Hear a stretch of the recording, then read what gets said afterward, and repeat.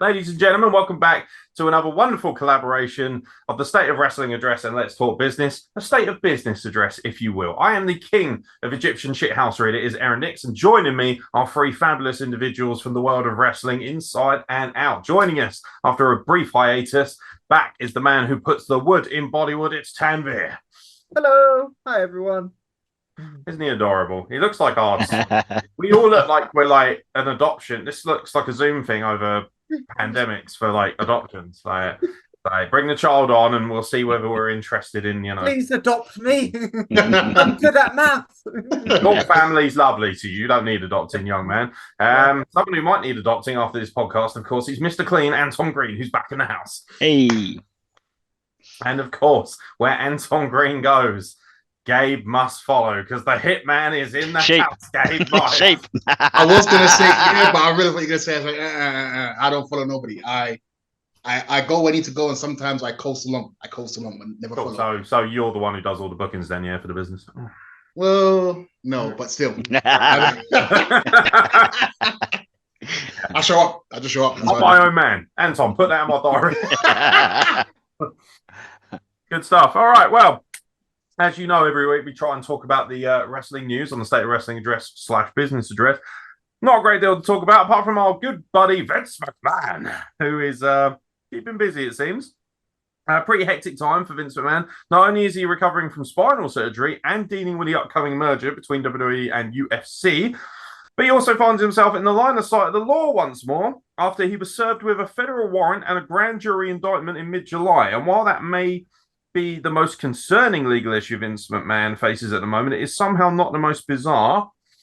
PW Insider reports that both McMahon and WWE have been hit with a lawsuit from one Dana W. Miley, who is alleging breach of contract against the promotion, as well as a failure to reimburse a down payment of $5,500 for a fan meetup with Alexa Bliss, incorrectly named Alexia Bliss, in the lawsuit. Miley further accuses McMahon of breaching an agreement between the two sides, which Miley claims would have seen him become a WWE employee at a hefty £70,000 per month salary. Vince McMahon, once again, in legal issues of some sort or another, he basically announced his retirement, as we all know, and then came back a few months later and basically said, no, actually, it was a mistake. Fuck those guys, is essentially what he was saying. What do we think about Vince McMahon's legal troubles, and should he just absolutely call it a day and step away? It's getting to that point, isn't it? It's like old man yelling at. Yeah. Yeah, fair enough, Gabe. For me, I'm a fighter. I say fight it. You should really. It's your company. It's your family's legacy. Realistically, he should have passed on to Shane, but it is what it is. But it sounds.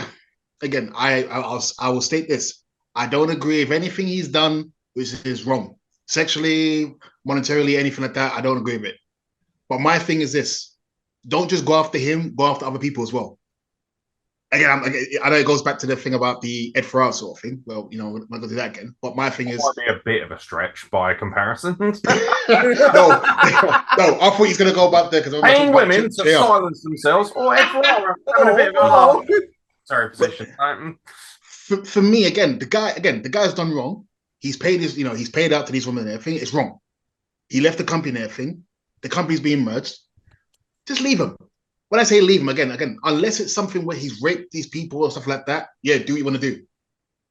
But to me, I just think I don't want to say it's unfair, but it's like, if you're going to catch him, mate, there's plenty of other people that's done as much or even worse than him. So go and get them as well. So. How about you, Anton? What do you think? I mean, is it still, because I know there was a lot going on with it. Is it still pending that, like, in terms of the allegations of, yeah, I think the biggest thing was about him sort of using money inappropriately, wasn't it? Like, not so much what he's done. It was more like, it's the fact that he used company money. Is that been resolved? That's still an ongoing thing. Wasn't it something like a ludicrous amount, like 50 mil or something? Yeah, it was. Yeah, it wasn't so much like, obviously, like inappropriate conduct necessarily with women. Well, it was using company funds, wasn't it? Yeah, I think that was the big sort of like the big, which is illegal by the letter of the law. True. Yeah. So it's more like, is that still ongoing? Because obviously he's come back into the back in to do that merger. And the talk is that when they do the merging, he's in charge of WWE side of things, isn't he? He's like the Dana White of WWE. Dana White's obviously the Dana White of UFC. So it's like they're going to be there. So he may still have a massive role within wrestling. You would have thought maybe he is thinking, okay, you know, like now I've sold on the company, like the family business. But you know, he might sort of revel in that sort of, that spot to still be a big wig. Can I just say how wonderful a line that was from Anton? Dana White is the Dana White of UFC. Or you could say he's the Eddie Hearn of boxing or something. Say what you like about Anton Green, but he states the facts here at Wrestle. Hey. Just looking at like the age comparison, and I know they're saying they're hopefully getting the UFC WWE merger finalized by September. Yeah. It's like Dana White being 54 and Vince almost being 80. I don't think Dana's not going to take Vince all that seriously. Because I think like, I mean, it depends how involved they are going to be. Like, is there going to be a lot of sort of collaboration with them? I get the feeling Dana's going to be very involved, just with what business practices you see from UFC, and he's in front of the camera and all the press conferences and everything. Whereas like Vince isn't at the press conferences now; he's a little bit off to the side. It's more Triple H being the face of the company, of like, here's our guy, and then Vince being like the shadow in the back, controlling things. Yeah, that's fair enough. Yeah, he definitely feels like he's in the background, doesn't he? Like, even that he came to the forefront when they announced the merger, but you don't really hear much about him now. He's like Palpatine. Good nerve reference there. We appreciate that. Let's roll for the initiative, thank you. I don't want Brandon Cutler getting excited about our podcast. Fuck that guy. Sorry. just fuck him. Fuck him all the way off into the sun. It's a difficult one because we don't have all the facts. That's the biggest argument. We could do what Cultaholic or insert whatever podcast does, where they speak ad nauseum about, I'm so disgusted by everything that Vince McMahon's been alleged to do. It's like, well, that's exactly it. These are allegations. Yeah. None of us have access to files or text messages, documents, whatever it might be. So we're not really in any position legally or morally to kind of get on our high horse about it. Bottom line is, if Vince McMahon's fighting it all away, you know, we're not saying that he's innocent by any means, because he's done a lot of shit in the past as well. Obviously, you remember the steroid trial, which was quite infamous in the sort of early to mid 90s. You know, that really kind of, the federal government came after him on that. Dark Side of the Ring episode about that, isn't there? Yes, it's the Dark Side Ring. I guarantee, right, there's going to be a Dark Side of the Ring about WrestlePlug at this rate. Everything, they're running out of ideas, I reckon. Wasn't there that news as well regarding Vince that his lawyer's like planning on retiring or something soon? I'm not surprised. He's been working for the last 50 years to protect him. Yeah. He's probably knackered. I can't imagine, although he's probably very well paid. Who is it? Is it McDevitt? Yeah, Jerry McDevitt. Yeah, something like that. Yeah. I love how Gabe's straight in there. That is proper journalism right now. You've been on the blower to him, haven't you? I need to quieten a few things. Some terrible rumours about me and Vince Russo, mate. If you wouldn't mind stepping in, you know. try and get Jeff Jarrett back up to the number 11 spot at least. Right. Yeah, literally. Need to pull some strings. Let's not start that just yet. I know we'll do the news first, then we can do that. Slap nuts. Instead of not even a third of the way for a review of a different show, we derail it 20 minutes of NWA Heavyweight Championship nonsense. However, this seems like as good a time as any to question the most questionable Vince McMahon moments of all time. I have a list here of the top moments of Vince McMahon's career that have been quoted as highly questionable, and I want you to tell me whether you think they are justified in what they led to. Tanvir, shut up. By the way, I should apologise. Tanvir loves to interrupt all the time. Must be an Indian thing.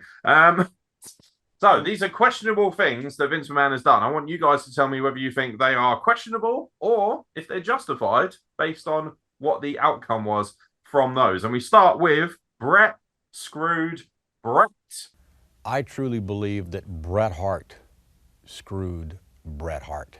Questionable decision or excellent mastermind piece of storytelling, Gabe? You know, I'm going to say questionable, of course.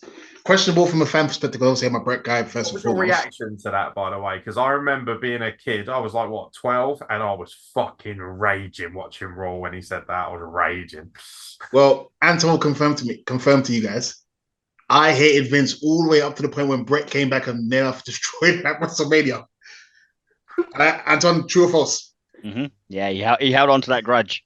It was to the point where I remember Tyson Kidd basically gave him the heart attack, and he banged his head on the floor. I was like, good, give him a concussion, good. and I was a worker.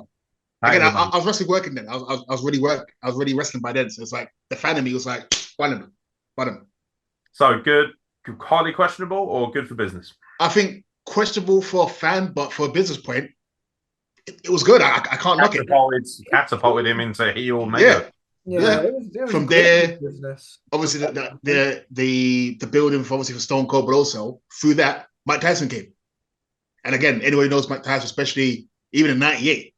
Really, it was like he wasn't so much a great boxer, but from the Holyfield Fighter of the Year and all the prison sentence and everything, to Don King, gold, dynamite. So yeah. Again, both really, to be honest. Listen, it's Mike Tyson. The name alone. To be fair, Mike, again, to us, he's a big deal, but you got to realize a lot of people, and obviously at the time, a lot of people hate him, especially because he'd gone in for the issue with the air quotes alleged rape and everything. Well, it was also he bit Evander Holyfield's ear at that point. He was suspended from boxing, so that was that was like the big thing. Like he was sort of he was exiled from boxing. I saw the Tyson show last year on Disney Plus. I think it was an 8 episode. That was a good watch. I think I noticed that Gabe said alleged rape. He was, I believe, tried and convicted. No, I'll be honest. I don't buy it. I don't buy it. You know what I think? I know people are going to say it's controversial. What you're saying is the justice system's a joke. No, it is a joke. What I think is that they slept together, and in the morning he probably just told her, like most of them at the time did, even now. Oh yeah, just get out of there, go. And then again, it's true. It's like probably again. If you watch the video, she was on him on the video. Even when he was walking down, again, I've watched the video. They were walking down. He's going for each woman. The woman was basically staring him out, smiling and everything. They did the thing probably. He probably could have bounced, get out of here. She was ashamed and everything. And these things are not to happen. They're not to happen. It was also the thing with Tyson at the time was that he was like highly intoxicated, like taking narcotics and drinking almost all the time. So not like he is now. now he's onto Kush. He's onto the good stuff. Yeah, I was going to say, he'd be smoking that shit. Fucking Ric Flair actually was one of the news articles this week. He said that he actually had a cannabis coma from spending too much time with Mike Tyson. That's the funniest article I read all week, if I'm being honest. I thought that was quite interesting. Ric Flair used to smoke weed with him. Apparently, he just got so fucked up because he couldn't hang with Tyson. There you go. If you couldn't hang with Tyson, then what about Snoop?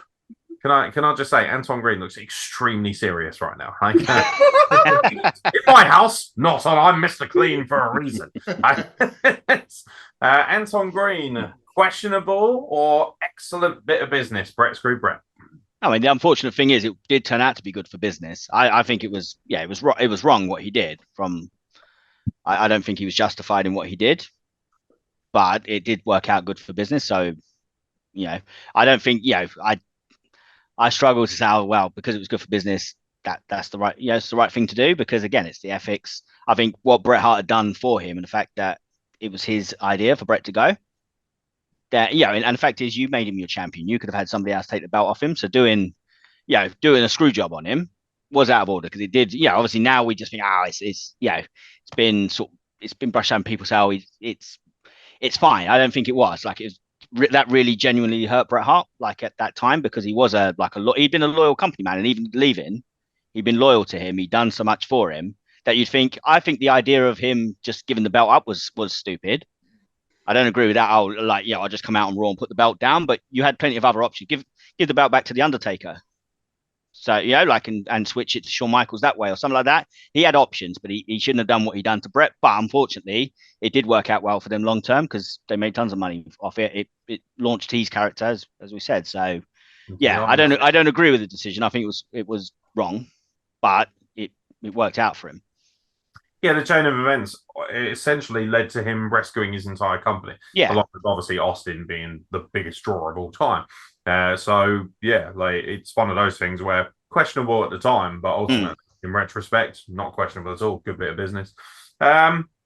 This might have a little bit of a different take. Leading up to WrestleMania 17, McMahon embroiled himself in a narrative arc where he and his wife Linda were splitting up, and he began a relationship with Trish Stratus. In a bid to humiliate Stratus and prove that he could do anything he wanted, McMahon had Stratus walk around on all fours and bark like a dog in the middle of the ring before demanding that she strip down on live television. Tanvir Verdi. I'm sure this is one of the very first things that made you realize that you were becoming a man, but what do you think, whether this was questionable or not? No, that's not what you said. Bark like a dog. Come on, tell me you're sorry. This is controversial, and the thing is, at the time of WrestleMania 17, I would have been 1 year old. Oh, damn. Aging us there. Man's got the network and can watch it back. Let's not act like you haven't gone back and watched some rather questionable shit in your time. You have admitted to some very, very shady stuff on this podcast, as to be said. So, question: you're saying controversial, not needed. Very controversial. Yeah, not entertaining. Not You're entertained by it. Not entertaining unless you've got a kink for that stuff, which we don't kink shame. So no, we certainly do not at the Wrestle Plug. We certainly do not. Anton Green, what do you think about Trish Stratus barking like a dog? Why is he laughing? What's he laughing about?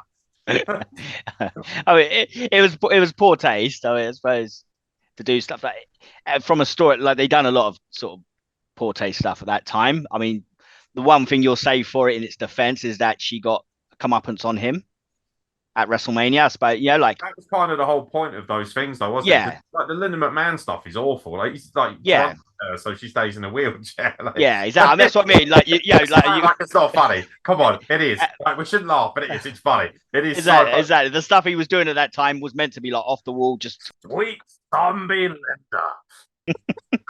So yeah, the fact that it was to give him like his comeuppance, like I think it was in bad taste, but like it's not a very nice representation for her. But it wasn't like, okay, that's what she done. Like he gets her to do that, and then that's it. Like the idea is she fights back against him. So did Linda for the stuff he was doing. So she's got a record, hasn't she? Is saying that she was okay with it at the time. Yeah, I guess, yeah. Which is kind of like where the line should be drawn, I suppose. Like because it is a performing art at the end of the day. So. You know, people can be like, that's disgusting. It's demeaning. It's like, well, nobody's taking umbrage with Trish Stratus over it. And ultimately, she could have said no. Yeah. Gabe? This is one of the few times you're actually going to hear me say this. I don't have an issue with it. You know why? When you watch a movie and you see something for the movie, nobody says anything. You just say it's a movie. Wrestling, again, it's sport, but it's sports entertainment. If you didn't like that, don't watch it. If you don't like, it's like again, if you don't like that segment of Vince McMahon and Trish stuff, don't watch it. Don't worry about it.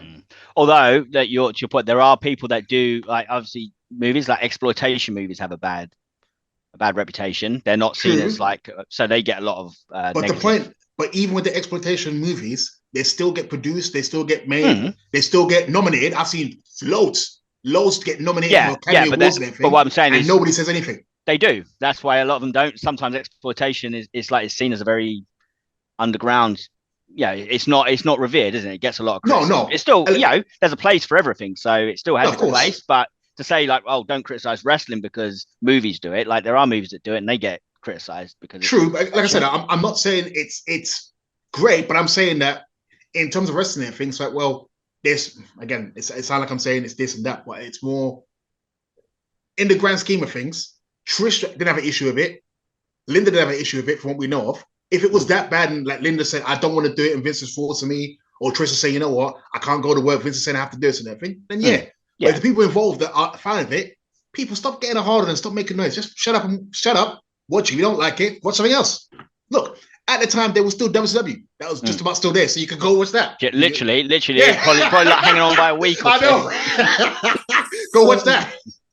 Like 2 weeks later, it's gone. Can you imagine? I can imagine Gabe at the time going, if you don't like it, go and watch WCW. They go and watch WCW. It fucking collapses like, fuck. Right back to square one. Good shit. Good shit. I personally, I remember watching it live. I laughed. First one live, and I was like, I didn't really know what the fuck was going on. Yeah. I wasn't even a fan. I was just like, I don't really get it. It didn't necessarily do anything for you. It's like, okay, it's an angle that, a bit bad taste, but. Oh, I mean, later on down the line, definitely aroused by it, but at the time, didn't have a clue what was going on.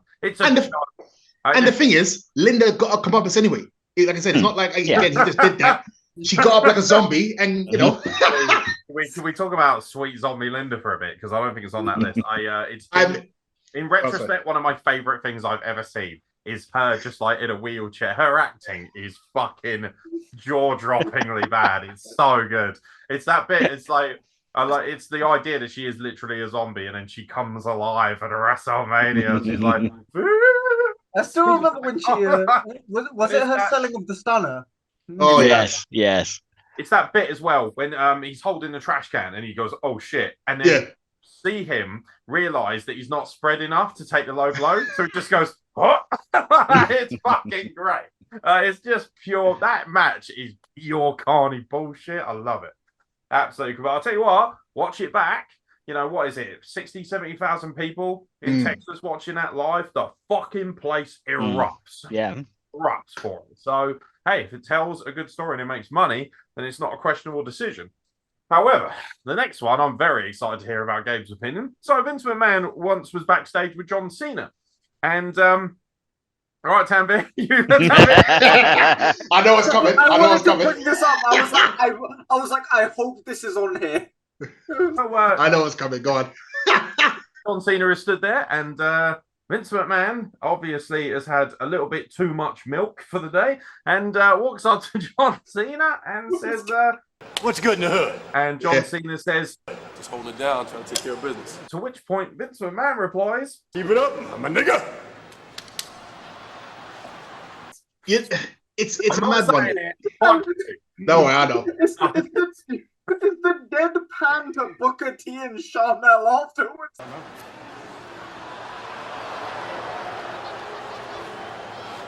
Yeah. Docky.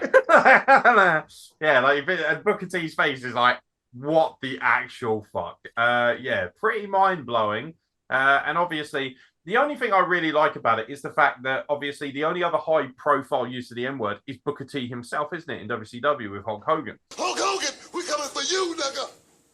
So it's kind of like really nice, weird, awful, continuous storytelling. Didn't he use it against Shelton Benjamin, if I remember, as well? I don't remember that.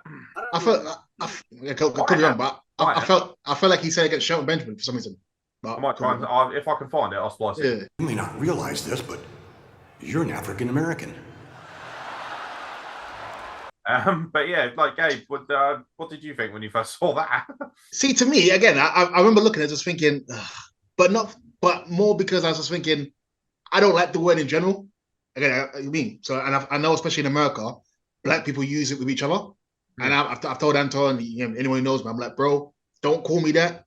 Don't say it around me. I know what the word means. I know it comes from and everything. I know the history and everything. I hate when I see my air quotes, my own people using it. So it's like somebody else is using it. Would you be offended if, for instance, another black guy came up? Oh yeah. Yo, what's going on? And, I said, bro, don't call me that. I said, don't call me that.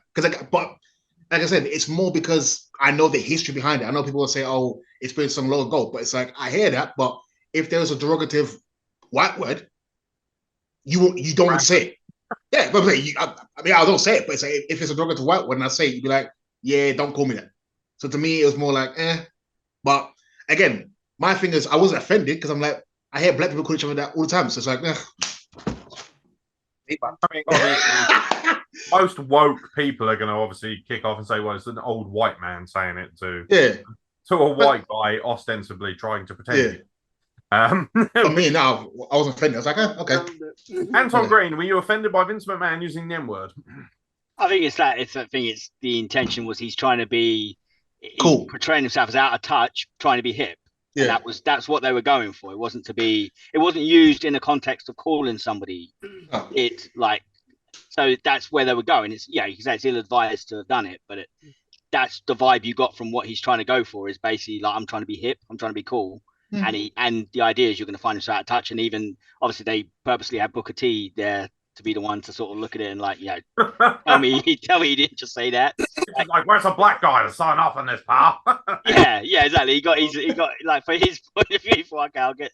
You can see it. If Booker T's cool with it, can't you? Him just looking at all the black guys who are sitting there horrified, and he's like, "Oh, is that cool? Do you think I can get away with that? I need you to sign off on it, pal. extra 10 grand in your wallet." And the thing is, I know many guys who say 10 grand. Oh yeah, don't worry about it. It's all good. Don't worry. Plenty. But if Booker T, I know. Sorry, go on. Apologize. Sorry, go on. Sorry. Oh no. I was just kidding what you said of like Vince giving a person 10 grand and then just be like, say it. Like, trust me, I know people. It sounds bad. I know people, if you give them £100, say, bro, don't worry about it. It's all good. That's how bad it is. How much for an N-word pass, Gabe? What do you reckon? How much would you charge for a white man to use the N-words? Give me 100 mil, I'm good, mate. 100 mil. Okay. I'm good. Give me 100 mil. No 10 mil, because 10 mil can be spent like that. Give me 100 mil. I'm good. Can be spent like that. He's got some expensive taste. He's got expensive taste. 10 mil, just like that.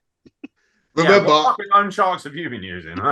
You have to remember, I've seen Holyfield and Mike Tyson make 300, 400, 500 million and go from that to nothing. So to me, if they can go from that for nothing, again, I'm not as bad as them. I don't think I'm nowhere near. I was going to say, I'll be a bit concerned if you are. Well, mate, I'll say, Aeron, here's $1 million for you. Tampa, here's $1 million for you. Anton, here's $1 million. I guarantee Anton, I'll never see him again. If I give him $1 million, he's gone. I'll spend that wisely. Yeah, mate. I know Anton. He live on the interest alone. The actual money, he won't even touch it. That does strike me as an Anton Green maneuver. The miser, yeah. I hate the interest alone. I love you dearly, but I genuinely think you probably would be like, oh well, the compound interest will certainly keep it. I can imagine you doing that. Oh yeah. Oh, Nick. I found the clip.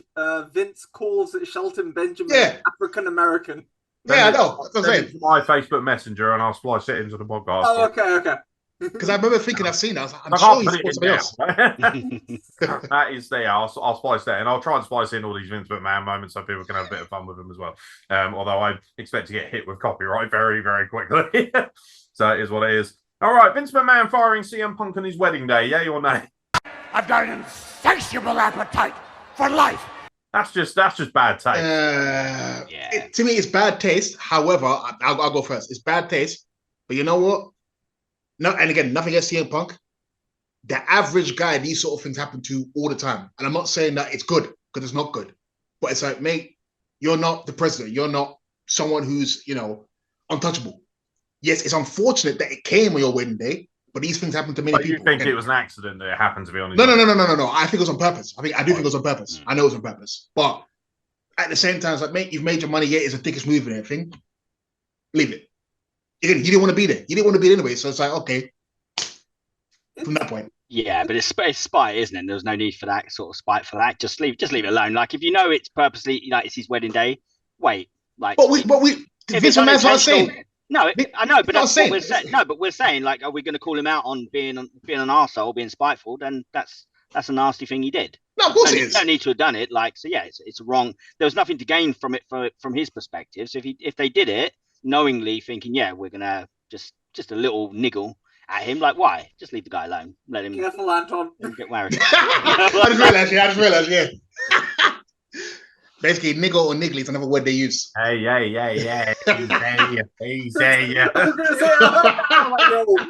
I just realized. I've got to draw the line somewhere, and I'm raw as fuck.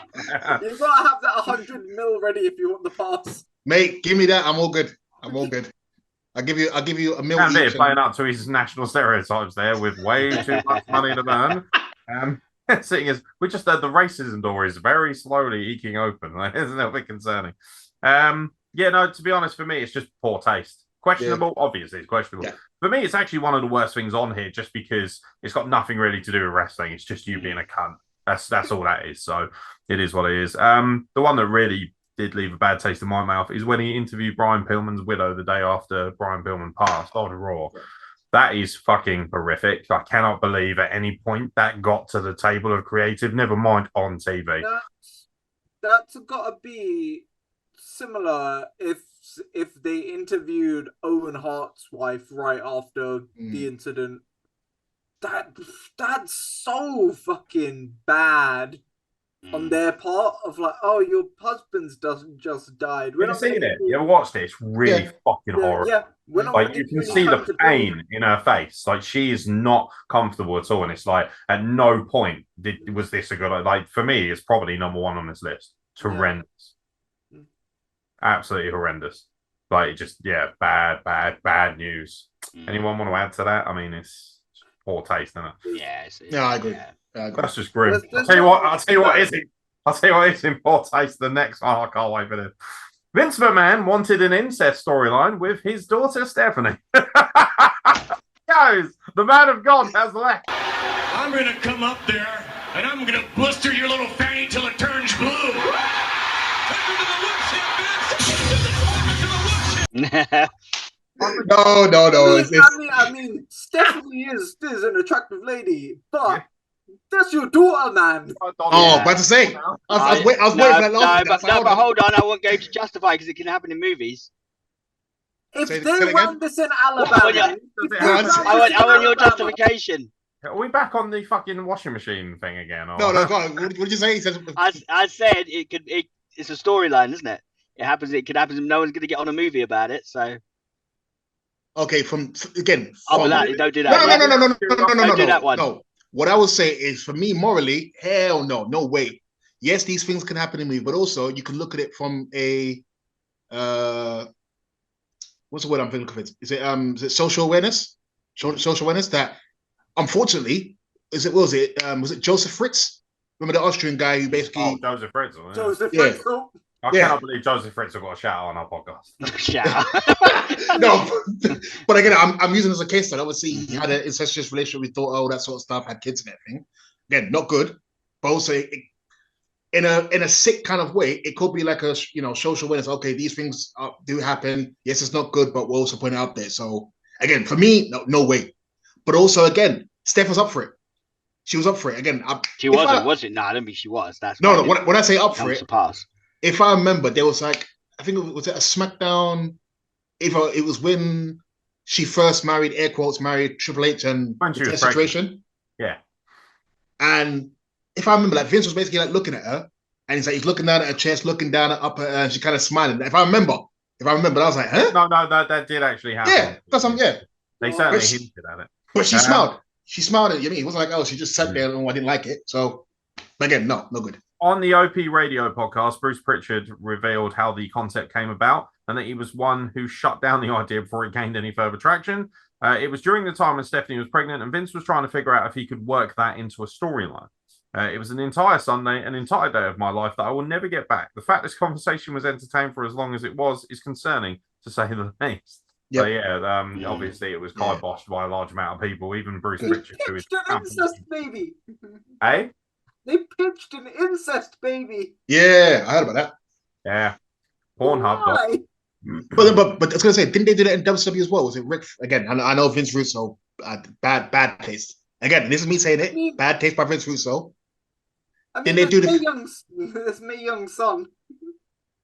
Oh, Mark Henry. That's just a hand. No, but they was going to do was that Stacey Kimbler was basically supposed to be pregnant for David Flair, but then it was Ric Flair and... Yeah, not good. That's not incest. That's you. That's just terrible. That's freaky. In your son's woman. That sounds like a story. That's not incest. To be fair, horrible dad. To be fair, I have actually known someone in real life to actually do that, where his dad did legitimately steal his woman. So I was like, yeah, I've not. Oh my god! I've known someone to do that. Yo, let's hear that story, huh? All right. I'm interested now. Wrestle plug after hours. Anybody who knows Peckham? How can we spin that into a storyline, Gabe? Well, to be fair, this is maybe 20 odd years ago. I don't think they talk anymore, but yeah. I'm not surprised. I am not surprised. All right, the next one on the list is when he received a sexy, they called it a sexy dance. It was a lap dance, get over it. Lap dance from Stacey Keibler. I personally thought this was very good for business. Somebody stop Stacey! She's doing a cardio on Looking at the thumbnail as well.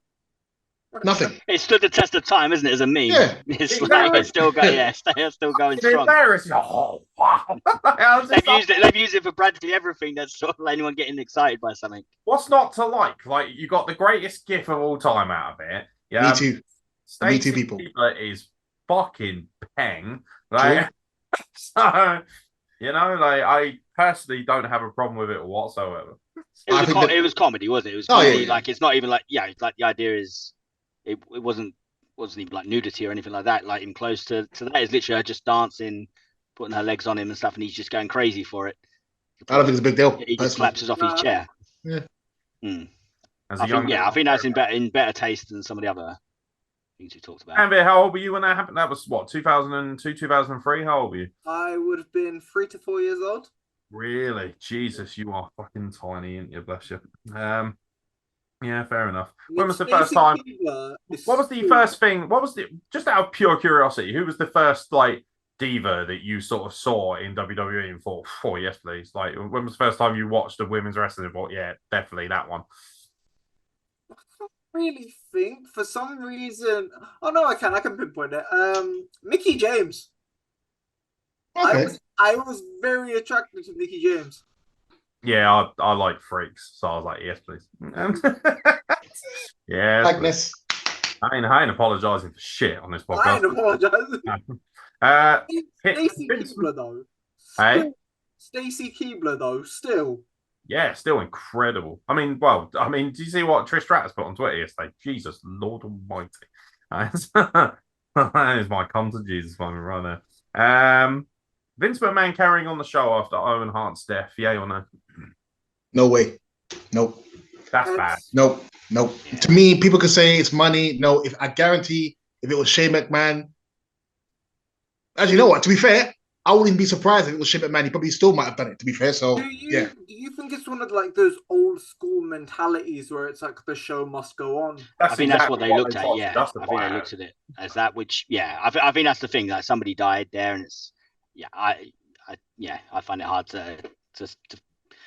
It's a business, we're not in that situation, but at the same time, it's like you just I just think you take everything out of it. It's like somebody's just died here, someone that like on our show through our production, and it's someone we all know, and it's like you can't to carry on. I don't think it would hesitate to think we have to shut the show down, we have to stop, we have to. I can understand the show going on for a little bit because obviously they didn't know he passed. Until once you know he's as soon as you know, it's like no, we're done here. Like no, we're done. Because what was the excuse that the fans will go crazy? Personally, I think it was the money. Personally, they want to get the money back. Oh, yeah, it's all about money. There's not a lie about it. Like he's there were people coming out and saying, "Oh, that's what Owen would have wanted." Like, to be fair, I've seen partially, but I've never actually seen the show kind of past that. I've never seen it. You know what's funny? Actually, most people have said the same because it's just so traumatic. Yeah. Like, it really felt like the stuff kind of got lost to time because you had like Undertaker win the title. They even did. I mean, even had Vince McMahon coming out in an ambulance as well. Yeah, I remember. And now, because I remember watching at the time and thinking it just feels really bad, like because you did, you saw it's like that stuff kind of got almost forgotten. Everything that happened after that. I mean, you even had like Jeff Jarrett coming out for his match. I don't think it like Owen had actually like been announced that he'd passed yet, but he said he saw him in it. He said he saw him. Yeah, he's seen him coming past, and he's coming out really emotional, having to wrestle. They had Rock and Triple H still wrestling. Yeah, it's like once that happened, I think the best thing would have been to shut it down. I think on a serious note, again, we joking here, but to me, life is worth much more than money. Yeah. There's no money that can ever replace a life. Again, maybe to him it is, but to me, no. Yeah, no, just bad in every sense. Like, no, absolutely. This one certainly will get goes back up. Vince McMahon mocking JR's Bell's palsy on TV. Stone Cold! Stone Cold! Stone Cold! Touch your whiskers. Well, again, Tanvir, I think what he's trying to do is I said before. What do you mean, what am I trying? I ain't trying to do nothing. Jim Cornette has basically tried to mock Vince Russo because Vince Russo said that Joe Briscoe, Bruce Pritchard, and Vince McMahon used to mock JR behind the scenes about his Bell's palsy. And when Vince Russo did it, or not Vince Russo, when Ed Ferrer did it, everyone went crazy. But I think Vince Russo was saying that when these guys were doing it backstage, nobody said anything. No one didn't make any noise. So the fact that he did it and trying to make some money out of it, it's not good. Me personally, again, I people know already, I have a liver disease. I don't think it's good. Because again, it's like if you're the one who's affected by it, it's not good. But at the same time, I know some people say, well, it's awareness. I was go back to that again. In politics, they always say it's about social awareness. So, well, they put, because again, if you didn't know that Gerald had Bell's palsy, would you even know what it is? Most people, no. Is it awareness through insult then, or is that just blatant ignorance to us as fans? Yeah. But I think one of the things as well is it's the person that's actually suffering with it, and he's not on board with it. It's not like, okay, yeah, I'm actually like we talked about before, like, oh, I'm cool with that. So make fun of me, make fun of my issue. It's like you can tell he weren't on board with that. But he could have left. He could have picked again. He could have picked and say, you know what, Vince. Yeah, but it don't justify your actions, does it? Say, no, like, no. What you're doing is correct because the person could leave if he wants to. We can, and he loves his job. He loves the industry. Like he's not, like he's going to put up with that stuff. He's under contract as well. Take a stand. Take a stand. Yeah, I'm sorry. Take a stand. Take a stand. Again, okay. But you're justifying the behavior of somebody else. No, I'm not. If you don't make a stand, then it's tough, and what they've done's fine. No, I'm not. What I'm saying, I don't justify the behavior. What I'm saying, and I hope everybody else can hear me, is that Vince McMahon, okay, the Bell's palsy thing is dickish. It's not good. And I'm saying, even though you yourself is one affected, you don't like it, say, Vince, look, I don't like this stuff. I don't like the fact you're trying to mock me. I don't want to be involved in it. You can say, I don't want to be involved. Rather than sit there and say, well, you know what? I'm handcuffed. I don't want to do nothing. It's I'll piss off. Yeah, but not everyone looks at it that way, do they? No, of course not. Because again, it's money. It's money. What are they good things that they've done? It's like that's what we are arguing about. Like whether it could have been handled differently by somebody else as well. Someone else could have took a stand for him, or he takes his own stand. It's the fact that what they did shouldn't do it. Like there's no need to mock it in general, because there are people that suffer with it, and it's like it's not just bringing awareness because you're mocking it, and it's making it trivial and making people who've got it. I know you are. You're a bit of sheep. Trying to toe the company line. No, you're fishing for the job. Okay. Yeah, no, it's very Aeron, me trying to get a job. Okay. Let's ask Aeron then. Because Aeron, do you agree? Do you think it was an awareness thing, or it's just him just being a dick? It's clearly not an awareness thing, behave. Because if it was, they would have at least linked like charities or like certain like things. They would have, for instance, with the bullying angle. I don't know if you remember Nia Jax and Alexa Bliss a few years ago. There was that big thing about bullying, and they were like, "Isn't that a bit hypocritical to be a star thing?" They've got more of an argument there because they can say, "Well, we dedicate a lot of money and a lot of time to be a star, so we're trying to show people how this plays out." And ultimately, Nia Jax got a comeuppance, I mean, it's not a good message. It's like, do you know what? Beat the shit out of him. Yeah. I can imagine Vince McMahon walking into a room full of kids and they're all like, how do we deal with bullies? Vince McMahon's like, what you gotta do? You gotta step on them. You gotta kill them. You gotta suplex them through the table. You know what? Just smash their head against the fucking sick. It was a bit ridiculous. Yeah, no, there's clearly no awareness there. It's just ignorance is what it is. And it's like you say, like, no, I do agree. Like, it's not just Vince Russo who should be held accountable for using it on TV. That, for me, is the biggest grievance, using it on TV. But it's that thing of, yeah, absolutely. Let's hold everyone accountable for their fucking abhorrent behavior, as opposed to just being like, Vince Russo's a piece of shit because he put it on TV. It's like, well, Vince McMahon did this in 2012, by the way. This is when he mocked him for Bell's palsy. So that's what? 10, 11 years later, after Vince Russo has done the whole bullshit with Ed Ferrara on Triple H has done it quite a few times as well. He's done it quite loads of times against him. Who has? Triple H. Loads of times he's done on TV. He's is anyone surprised by that? Like the leader of the clique. Like, come on. Dickhead of the highest order. There are two left on this list. One was him joking about firing people over the holidays. He made a reference to it just after. You remember during the pandemic, and he fired quite a few people over that. He then went on. This was during, I believe, when he was with, I think it was with Austin Theory. And he was sat down chatting with, he was chatting with Superstar Theory on Raw, and he gloated about how it warmed him up to fire people over the holiday season, which was clearly in reference to the fact that he had actually fired a number of people during the holiday season. Using that as a quick little funny storyline on TV, yay or nay? Is it okay? You're not bothered? Not really. And this has fuck all those people who got fired, basically. We got let go. I got let go during the pandemic, so it's like, what, by Vince McMahon? I wish. I wish. That one's after 100 mil now. Bless him. No.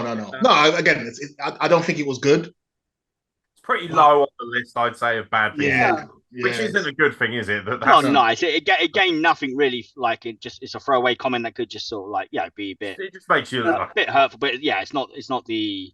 It's poor. It just shows a lack of sort of. Yes, there's people who got released who never got back what they think of it. Really, it's not. You know what he would say? You know what he would say? He would say, "Well, I did let them go. However, I still paid them 3 months." 3 months worth of salary, so it wasn't like they got fired. That's it. That's 3 months worth of salary. So I know he'll probably use that. But still. I know whether you paid them 3 months or not, it's kind of inconsequential if you then go on TV and go ha ha ha and just laugh at them. So true. It's like it's one of those things where I'm not, ostensibly offended by it in any way, but at the same time, I'm just like, come on, mate, do better. Might be better to just not do it. Like, is it needed? Like, what you get is just don't take the thing. It's just him being trying to show theory. You've got to be ruthless. Yeah. Ruthless aggression. And finally on this list, amazingly, the choice to have your WWF champion sleep with a corpse didn't make the list, apparently. He made himself WWE champion, which for me is probably one of the least offensive things on the list again. I'm not personally bothered by it. Are we bothered by the fact that Vince McMahon made himself WWF champion, admittedly for an extremely short amount of time? No, because it was part of a storyline as well. I'm more offended when he made himself ECW champion. Do you remember that? No, because that brought upon the do-rag. That unapologetic do-rag Vince was goated. Yeah. He'd obviously just watched Training Day and thought he could get away with it. I was just what are you doing? It's against Bobby Lashley as well. And he's coming out with a do-rag on and he's like, Bobby Lashley, I'm your ECW. If it was Training Day, Vince was probably planning on popping a cap in him. Probably. Oh, yeah, if he could get away with it, he'd absolutely. Oh, he would. Definitely. Absolutely, he'd shoot a black guy on TV if he could get away with it. Jesus, Lord Almighty. Anton Green, offended by Vince McMahon being WWF champion? No, not offended. In terms of as a fan that appreciates the title lineage and that kind of stuff, it's cheapened. I think the way he won it was fine. It was something dramatic. It's the fact that he just gave the belt up afterwards. At least I think we'd had a better payoff and he lost the belt. Because it wasn't taken seriously as he actually is good enough to be WWF champion. It's the fact that he was getting absolutely slaughtered by Triple H, bloodied. He's in. Yeah, it's he's just Triple H using it as a vehicle, and then Stone Cold comes out, knocks Triple H out, and puts Vince on. So it's it's a storyline. Right. So I think the fact that afterwards he just comes out and gives the belt up is okay, now we've got vacant title. But I'm not offended by it. It's obviously I think the belt would have more respect not being sort of treated like that. But at that point, it was going that route anyway. So I think what upset people as well, I personally didn't really think about this, but I think what some people were triggered by was the fact you've got legends like Scott Hall, Roddy Piper, Owen Hart. They never had it, Never won a WWF title. And Vince McMahon's just whatever. I'll just put it on my shoulder casually for him. Yeah. That'll be fine. Mm-hmm. I still think David Arquette was a better champion than Vince. What about Vince Russo? Vince Russo was all right. No. Are we going to do our top 10 list of No, you know what? Yeah. Top 10 all-time great WCW champions. Where does Vince Russo land in the top? Is what number do we say? He's second last, mate. He's second bottom. I've always said he's second bottom. You got Arquette bottom, haven't you? Yeah. You know what? I still prefer David Arquette though to Tank Abbott. I'm so glad if Tank Abbott had won it, I would be like, nah, that's bottom. But the thing is, Tank Abbott was actually a legit UFC fighter. It was actually, he could actually fight you again. He wasn't great, but he could fight. Arquette, like I said, was a skinner. Arquette can't fight. Is that what you're saying? No, but what I'm saying, can't handle himself because he's a pussy. Well, look again. At the time, I didn't know that Vince Russo was 6'3", 6'4". He's a tall guy and everything. I'm not saying he's intimidating, but he looks like he can do something. No. But I'm saying he looks like he can do something more than again. Not against Kevin Nash, Goldberg, no, Booker T. Okay, no. What's going to do against them? What are you talking about, bro? But I can say Kevin Nash any day of the week, bro. Compared to Arquette, though, Kevin Nash can suck my balls, bro. I am champion now. Like I said, I'll be honest and say he's second lost. He's second bottom. I won't say that. Arquette, I'm sorry, he's lost. The fact that Arquette even had Courtney Cox for 15 odd years, that's a miracle in itself. So yeah, that's fair enough. Tanvir, got anything to add? Nothing at all. Yeah. But also with the Vince McMahon thing, I would say again, I'll say, basically, I was waiting for you guys to be hypocrites and say, well, it's not a big deal. Because I'll say, when Vince Russo did it, he got basically knocked out the cage, and technically we didn't know that he won it. Whereas, again, same thing like Anton said, Triple H was beating him up. Yeah. Yeah, they were never presented as an actual, just like they genuinely won this title and they're good enough to be the champion. Neither one of them was presented in that manner. But at the same time, like you said, it's like, well, it's a spit in the face to all these other guys. Yes, it is. I think the sportsman in me say, yeah. But the wrestling fans, like, well, it's part of the storyline and everything. Obviously, they had the whole referee strike thing around the time for the NBA and everything. So it's like, yeah. Fair enough.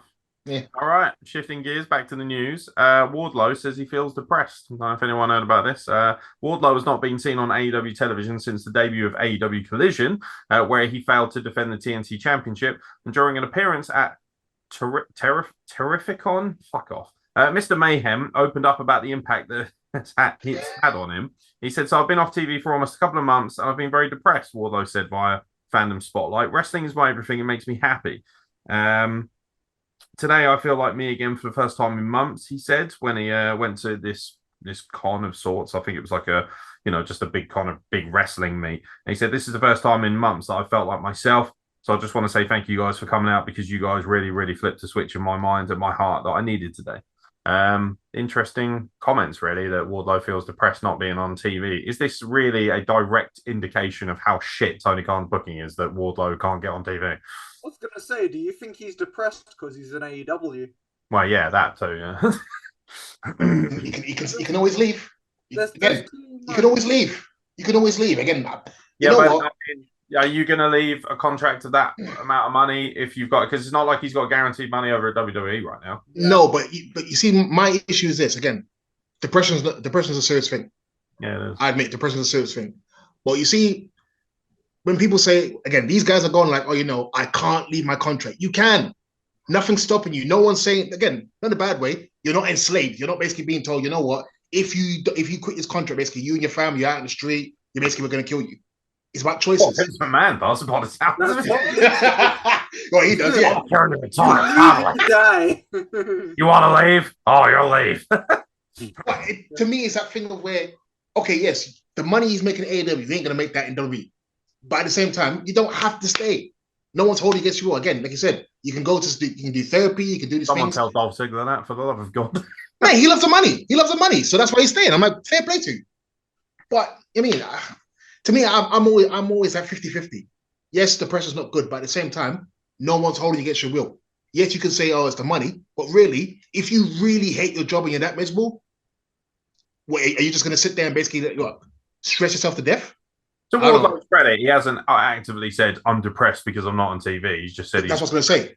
I was going to say that. So we don't know. He might have problems at home, in which case, best of luck to him, bless him. Oh, yeah. He seems like a very likable person, which is very rare in the AEW locker room, from what I can tell. So maybe he'd be better off doing something else. I don't know. But you know what it is, though? I think, I love wrestling, but I don't think wrestling's for everybody. I don't think it is for everybody. You know what I mean? So it's like, again, he's there. He's probably made, 6 figures and everything. Good for him. But sometimes the business ain't for you mentally. Wrestling's all-inclusive. Everyone should be allowed to wrestle. Anton Gray in his wrestling all-inclusive. Go on. In the sense that should everybody be able to wrestle? No. I don't think everybody, everyone, because it does take, I mean, that's the thing, especially to go to, there is you're having people's safety, your safety, other people's safety as well. So it's like, you can't just say, let everybody wrestle.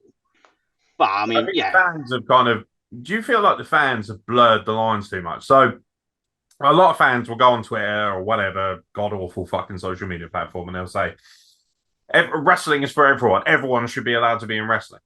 And it's that thing of like, I agree that anyone should be allowed to come and watch wrestling and enjoy it. Definitely. Fucking lootly. Like if a promotion, like, for instance, this is going to cop me some fucking heat. There's a well-known promotion in this country, right? All women's promotion. And they were going to run a show where only women or non-binary people who may identify as women were allowed to enter the show.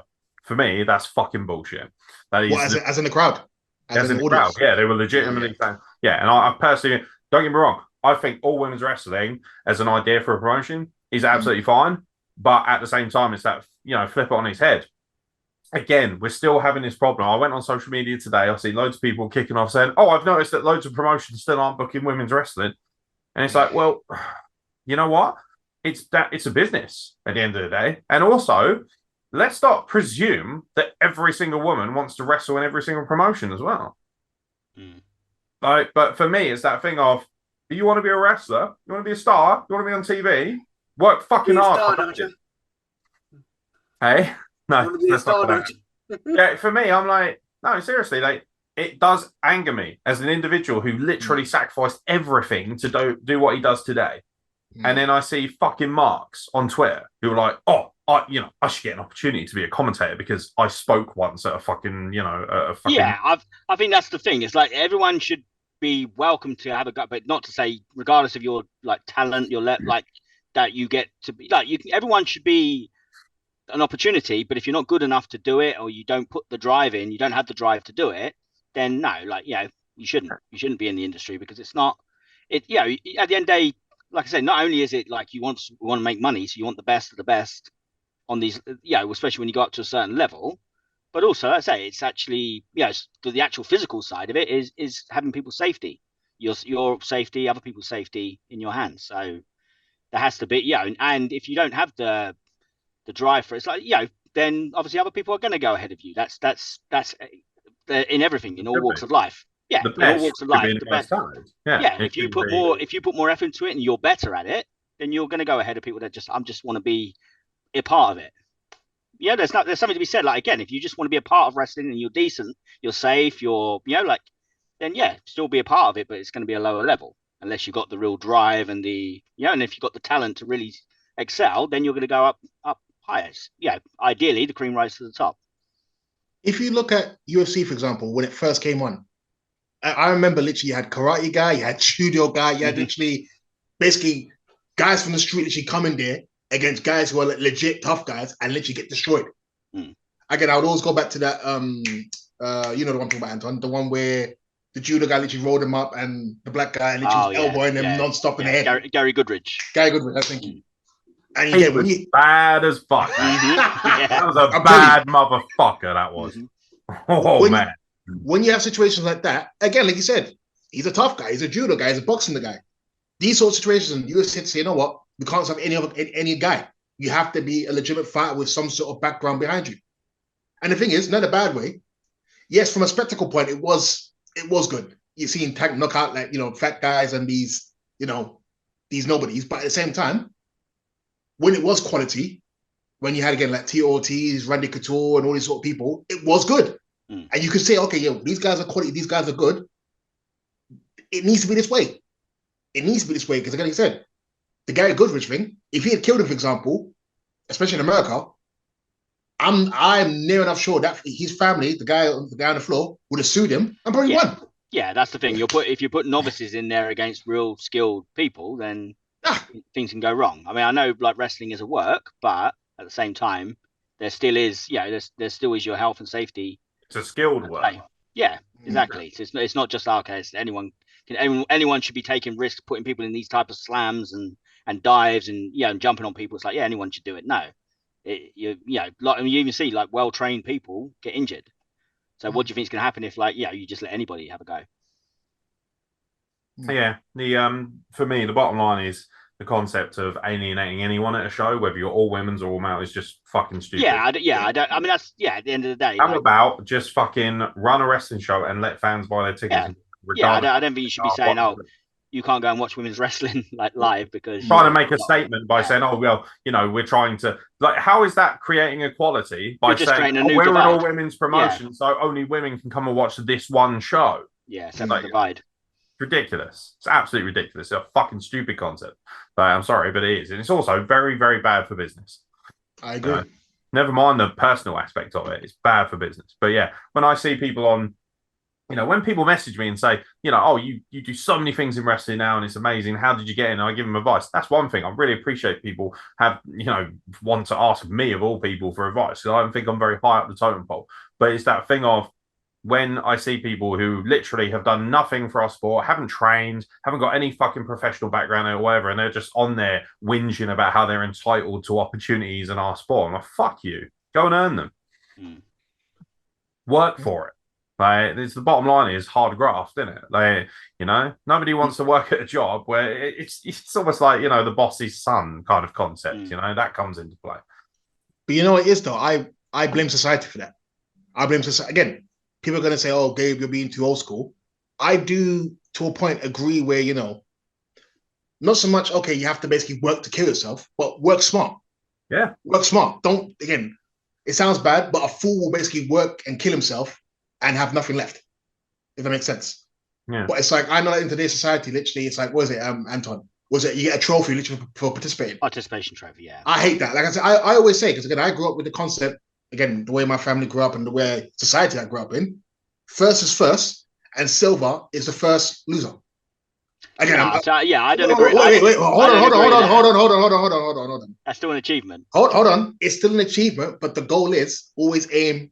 Yeah, try to be, but still appreciate the levels. That's the thing. Like I don't think you should say, oh, if you're not the number one, then you're rubbish. Like no. But again, I didn't say rubbish for it. But I mean, as a spokesman for the Olympics, Gabe Myers. No, I'm not saying you're rubbish. What I'm saying is that you're like, a loser. In England, for example, I say in England because we're in England. I've seen them do parades basically for silver and bronze medals, like it's the best thing going. No, it's not the best thing, but think how good you've got to be to even get silver or bronze. No, I know that. What I'm saying, still can appreciate that achievement. No, I know, but what I'm saying is, like, for example, in America, especially even in, again, I was in Russia there, but Russia, Poland, these sort of countries, it's like they don't pride on silver and bronze. Yes, okay, you got silver and bronze, but it's not like, I think it should though. Like, yeah, that level, because that's not a participation trophy. That's a high level. You're basically saying, out of all these thousands of people that are going for this kind of thing, this person's got gold. That's the best. Silver, that's damn good. Bronze is really good. That you still can applaud it and say that they've achieved something special, but they're still going to want gold. No, you could applaud it, but what I'm saying, you don't sit there and say, you know what, go and get an MBE, go and get an OBE, go and get a CBE. That's what I'm saying.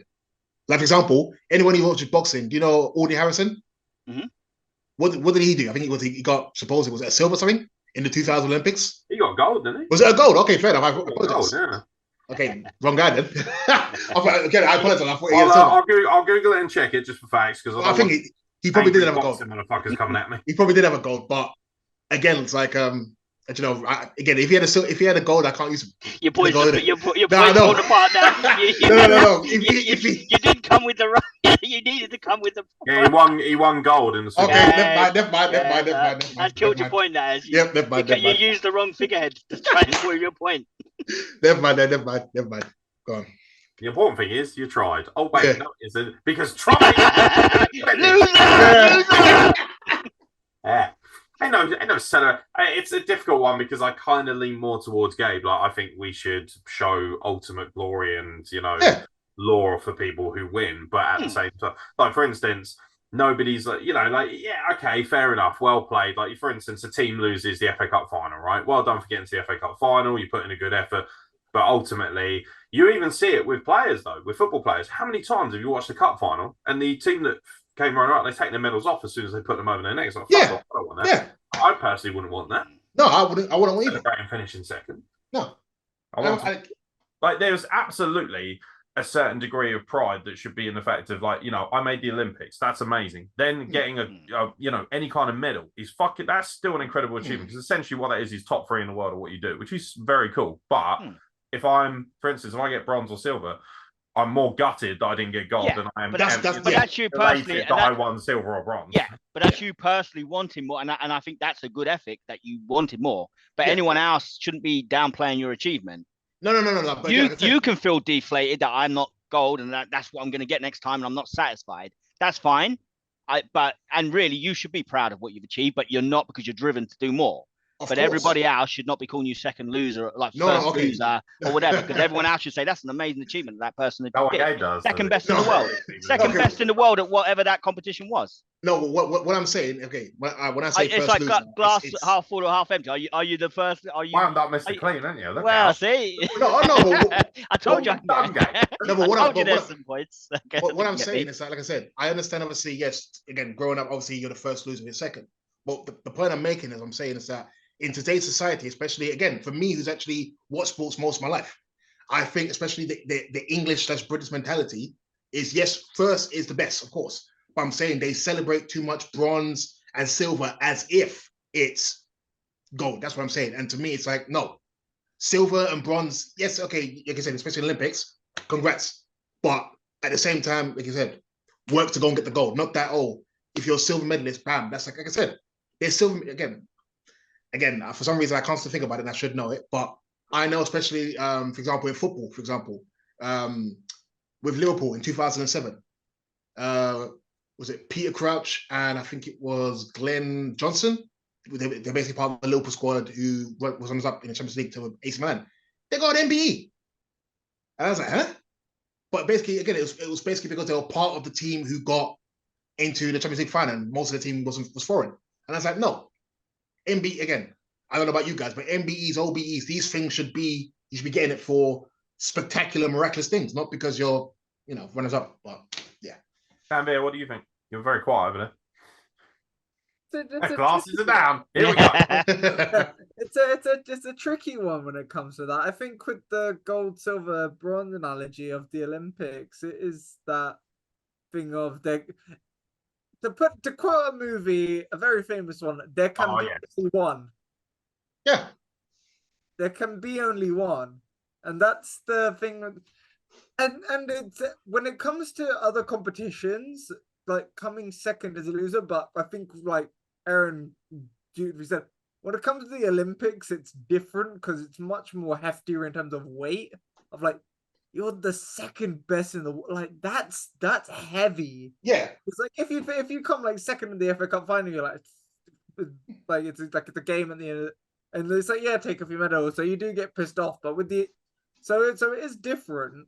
Hard, isn't it? Because like each sport is weighed differently. Can I give an example? So I know Anton's perspective on this, so I'm going to ask him. So Aeron and Tanvir. Let's say you're facing Mike Tyson, yeah? Mike Tyson is peak. And let's say you won a whole 10 rounds with him. But let's say you knocked him down twice. Yeah? But basically let's say it was like 60-40 Mike Tyson, you knocked him down twice, and you knocked him down 3 times. Would you be pleased with your performance, even though you lost the fight? Trust me, he knocks me down once, I'm dead. No, but let's say again, you get up and you basically take him down. You take it to a draw. The scoreboard with the judges. Tyson wins, obviously, but it's like, okay, you haven't won, but as Anton will say, you participated well. You knocked him down 2 times and everything. No, you participated well. You lost with Mike Tyson in the but you still didn't win. But you still didn't win. But you didn't win in round 1, and you. No, I know. Come on. I know, but what I'm saying, you didn't win. So would you still say, you know what? Oh, because I participated, because I knocked him down twice, though. Knocked him down twice. You'll still be pissed, but I wouldn't want a participation trophy. I'd just say, like, at the end of the day, he was the better boxer today. I wouldn't want to be like, oh, you did your best, well done. I'd be like, no, fucking. You would be quite proud of the fact that you could go that. You could do better than most people. I still lost, mate. I still lost. Would you consider it still an achievement? Is basically what he's asking. Yeah. I think it is, because it's like to put it in a wrestling term, it's like like Roman Reigns, for example. So you've like worked all that hard work, and then you're finally in the ring with Roman Reigns. It's like similar to Mike Tyson. You've put in all that work with boxing, and you're finally there with Mike Tyson. It's like, are you proud to be there? Absolutely. Then the argument could be you're good enough to be in the ring with Mike Tyson, so therefore you should want to beat him. Yeah. There we go. Yeah. I don't think you're going to be satisfied that you haven't won, like happy about it. But at the same time, if people are going to analyze it and say, look, normally he sparks people out in 1 round. This person managed to put him down twice and went 10 rounds with him. Like, no, he didn't win, but that guy is good. That guy is tough. That guy is better than most of the boxers that fought Mike Tyson. So that's achievement. People should speak glowingly of you for what you just done. It's like, oh no, he lost, so we don't care how well he did. Aeron, Kenny put Tyson down twice. Forget that. Everyone Aeron, does go on. that. Go on. I'll leave it to you.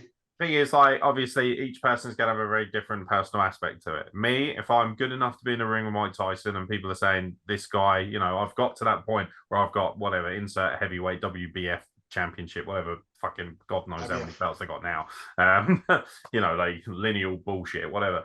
Like, I want to win. I must win. But that's important to me. But at the same time, I'm not going to discount the fact that it's still a point of pride that I've been able to hang with Mike Tyson. He hasn't been able to knock me out. But ultimately, that pride isn't as important to me as beating him. It's not. It's like Rocky. It's like Rocky 1. It's like Rocky is in the ring with Apollo Creed, and yeah, he absolutely deserves to be there. But he didn't win. They drew. And he even said that's like to him. To him, he's saying, "I just want to go the distance." He said he just wants to go the distance. Like he's not even like about winning for him. That was what the whole Rocky movie was built on. I just want to go the distance. I just want to stand there with him. I don't. And that's one of your heroes, Gabe. That's one of your heroes. Interested in winning. He was interested in killing people if he dies. That's the real fucking winner right there. He's like, yo, Ivan Drago. That's how it should be. Yeah. Rocky 4 is still the greatest. Rocky 4 is still the greatest. Yeah, in my opinion, Dolph Lundgren is like the elite. That's the mentality you should have. I'm a killing machine. I'm here to kill you, man. Like, yeah, Anton. Yeah. It's go murdering everybody. So I'm the Egyptian death machine. Exactly. It's his gimmick. What do you expect? It's the cold dead stare in him saying, "I must break you." That you're like, this guy's gonna fucking murder Rocky. Like Rocky's not gonna see the end of the day. Yeah, as it should be. As it should be. It's gladiatory was like ultimately like I'm the Egyptian death machine, not the Egyptian competition machine. Like, yeah, I'm looking to claim souls here. I'm not looking to fucking claim accolades. Oh, you know, nobody wants the at least you've tried gift, do they? With Bart Simpson and a cake. Nobody wants that. Sorry, Anton. Say the line, Bart. Nobody wants to be Frankie T. Come on. Burial. AEW Collision hit its all-time lowest rating, going up against WWE SummerSlam on Saturday. Shock. Yeah, it got 417,000 viewers. What? So this is a twofold question, really. First of all, thoughts on AEW Collision really bombing in the ratings. It generally has done since it started. It's not working. It's just not working. But also the rather questionable decision to go up against SummerSlam. Well, I mean, it's on a Saturday anyway, so it was bound to be. But the thing is, it went up not just against SummerSlam. Did you not move it? It went up against, I think, UFC was on as well, and Jake Paul, Nate Diaz. Oh, what a fight. It might have been a stinker fight, but it's still a draw. Yeah, it was the very epitome of a draw. Yeah, I was going to say. I'm not happy with that fight at all. I thought that was garbage. Yeah, same. And some good, you know, like, I mean, but obviously AEW fans will go through mental gymnastics. Like, well, it's on a Saturday. It had to run on a Saturday. It was like, well, you could have done it earlier. You could have moved it just for the day. You could have put it on delay. Yeah. I mean, you could have done. I suppose at the same time, you just kind of... You just accept that you're going to take a hit on that one. Yeah, maybe that particular week. Like there's occasions where WWE like hit really bad ratings because there's a basketball game or something going on. It's like you accept that that's just what it is. Like, Did AEW Collision even be a thing? I mean, I've been watching it. Like it's an extra. I admittedly have only watched the first one. What I saw of it, I really liked because it was a little bit more edgy and there was less fucking morons on it, which was nice. Yeah, I think it's been a good show. It's had some good stuff. I mean, obviously CM Punk's exclusively on Collision at the moment, and I do like watching CM Punk. What makes me nervous though is the fact that AEW fans, if it continues to get bad ratings, are going to say, see, Dynamite, Kenny Omega, that draws ratings. Collision. That's what they're going to do. You know, that's what they're going to do. I can guarantee it right now. I'm calling it right now. AEW fans will use mental gymnastics and say, yeah, see, that's because CM Punk isn't a draw. It's because the Bullet Club are shit. Samoa Joe's crap. Yeah, nobody wants to see that. We want to see Twinkle Toes and fucking Naka Fuck Off and Brandon Cutler wrestle. That's what we want to see. That's exactly what they'll do. They'll say that and say, yeah, well, those people drew because they were on a Wednesday night. And that don't fucking draw shit or ratings either. So but the thing is, it's kind of a stat. I think, although there was a big fuss saying about Collision is going to be a bigger show, it's still like Dynamite is the established one.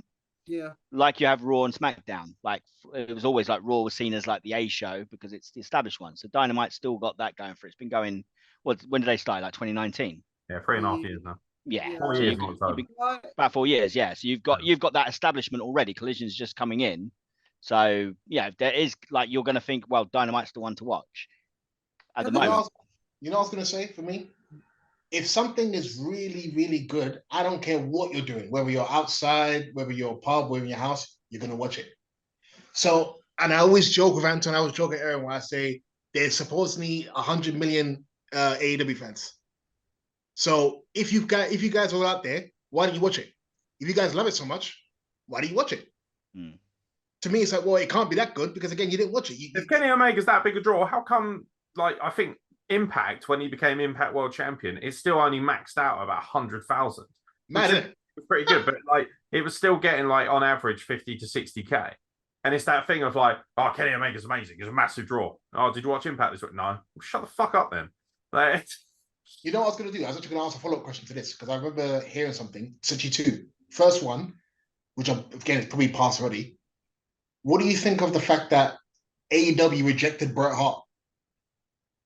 In terms of, I remember reading that, but also second one, I think it was one of the Jackson brothers basically said that AEW is nothing basically without them, without the elite. Basically, AEW can't exist afterwards. And I thought, literally, I think that was the two questions I had from the beginning when we first started. Pure bollocks is what they are.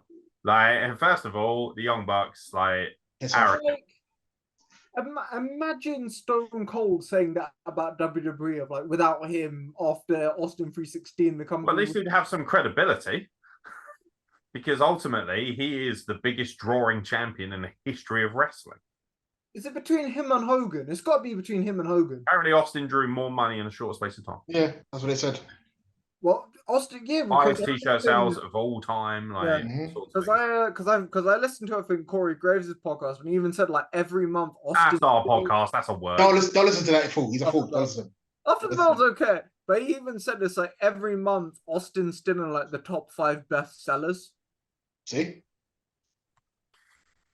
Yeah. First of all, AEW not using Bret Hart for whatever reason is fucking stupid. Again, but then again, they're not listening to Arn Anderson, Dean Malenko.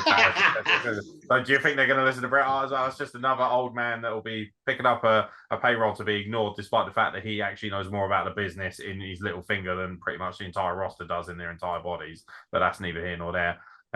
That's just absolute fucking nonsense. And as far as the Young Bucks go, I don't listen to a word they say because they're fucking idiots. Don't get me wrong. On the indies, like, you know, if the Young Bucks turn up at like one of the shows we're doing or whatever, yeah, that's fucking cool. That is cool. I'm absolutely going to say that. But there are levels to this, isn't there? It's TV we're talking about here. We're talking about the best of the best. The cream of the crop. And to say that without them, AEW would be nothing, like, all right, you absolutely had an intrinsical part in helping get it off the ground and build it up for whatever, you know, whether you like it or not. There's no argument there that they were part of the early process along with Cody, Hangman, a few others, weren't there? Like, who sort of helped build this brand, so to speak. But yeah, like, it's ludicrous. Nobody is above the brand, and the fact that they think they are above the brand is a problem in itself. Yeah, because arguably the one person is who can like truly say is like without him, AEW is in a way is Chris Jericho, because he was the first name who kind of like everybody recognized. Who like Jeff Jarrett at the moment. I wouldn't say that. I would say it's stupid, but I'll say Tony Khan. He's the guy, really. Without him, not in a bad way. Without the guy supplying all the money and basically standing up and basically agreeing with half the stuff, it would be nothing. It would be nothing. Well, he's just at this point, I don't feel like AEW is a success. I just feel like he's forcing it through because he's got all the money in the world. It just feels like it's just kind of there now. Like I'm fucking sick. Like even last week when we had so many AEW topics, it's like, can we just fucking move on? I'm sick of this. Like I want to end myself. Like stop. Well, good news for you because I've got a fucking article on Raw in a minute. So, yes, finally, yes. Any final words on AEW's? But just AEW in general. Mr. I'll pass on to you. Nah, I've said my words. Cool. Shinsuke Nakamura apparently will be the next man to challenge Seth Rollins for the World Heavyweight Championship. This happened in after Raw went off the air. I knew he would react this way. I knew it. General thoughts on Shinsuke Nakamura being next in line to challenge Seth Rollins for the World Heavyweight Championship. I'm okay with that. course you are, because you're a New Japan Mark. No, because I forget the natural progression too, and it's gonna be it'll be a okay. More like natural selection. Oh, sorry. It's a joke. First the Irish, then the Japanese. I personally think it shows the lack of depth on Raw. Like the Shinsuke. Jonah, Ciampa, and Ricochet. Are they stars? These guys aren't stars, man. I'm sorry. Ciampa's not a star. Ricochet is not a star. He puts his fingers on us and records it. So no, sorry, Shinsuke Nakamura. What's this? What's this story I've missed? What's this about shoving things up people's asses? It's years ago. It's years ago. Basically, yeah. But again, this is what was kind of put out there years ago. Logan Paul spot at PWG. Yeah. So again, whether it's true or not, I don't know. But I'm saying these guys, Leslie Ciampa, you're not a star. You're not a wrestling star. You're just a wrestler. You're not a star. Ricochet, you're not a star. Huh? Who should be facing him next?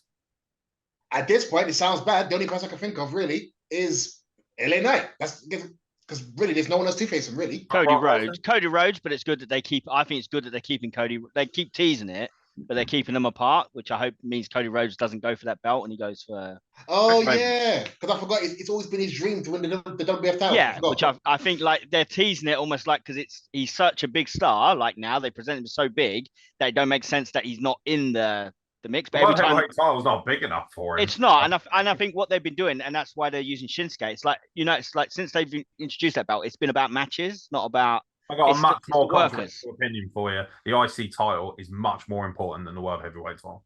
Well, absolutely. As it currently stands, the IC title, in my opinion, is a far more glorious accolade. Yeah. Get rid of the belt and bring back the old design. I'm all good. The design now. I just want the white belt back. I want the yellow one. I want the yellow and the Burberry one. I actually wouldn't mind that. It'd be different. The Wrestle Plug colour, so I'm happy with it. Hint. Yeah. But yeah, like, literally, how can you sit there like, honestly, like I know it's difficult because of the small sample size, but look what Gunther's done in the last year as IC champion, and now look at everything that's happened with the World Heavyweight title so far. I have zero interest in that compared to the IC title, which, by the way, has the best matches by far in the company every single month. What about Drew McIntyre? Shameless Gunther. Well, Drew.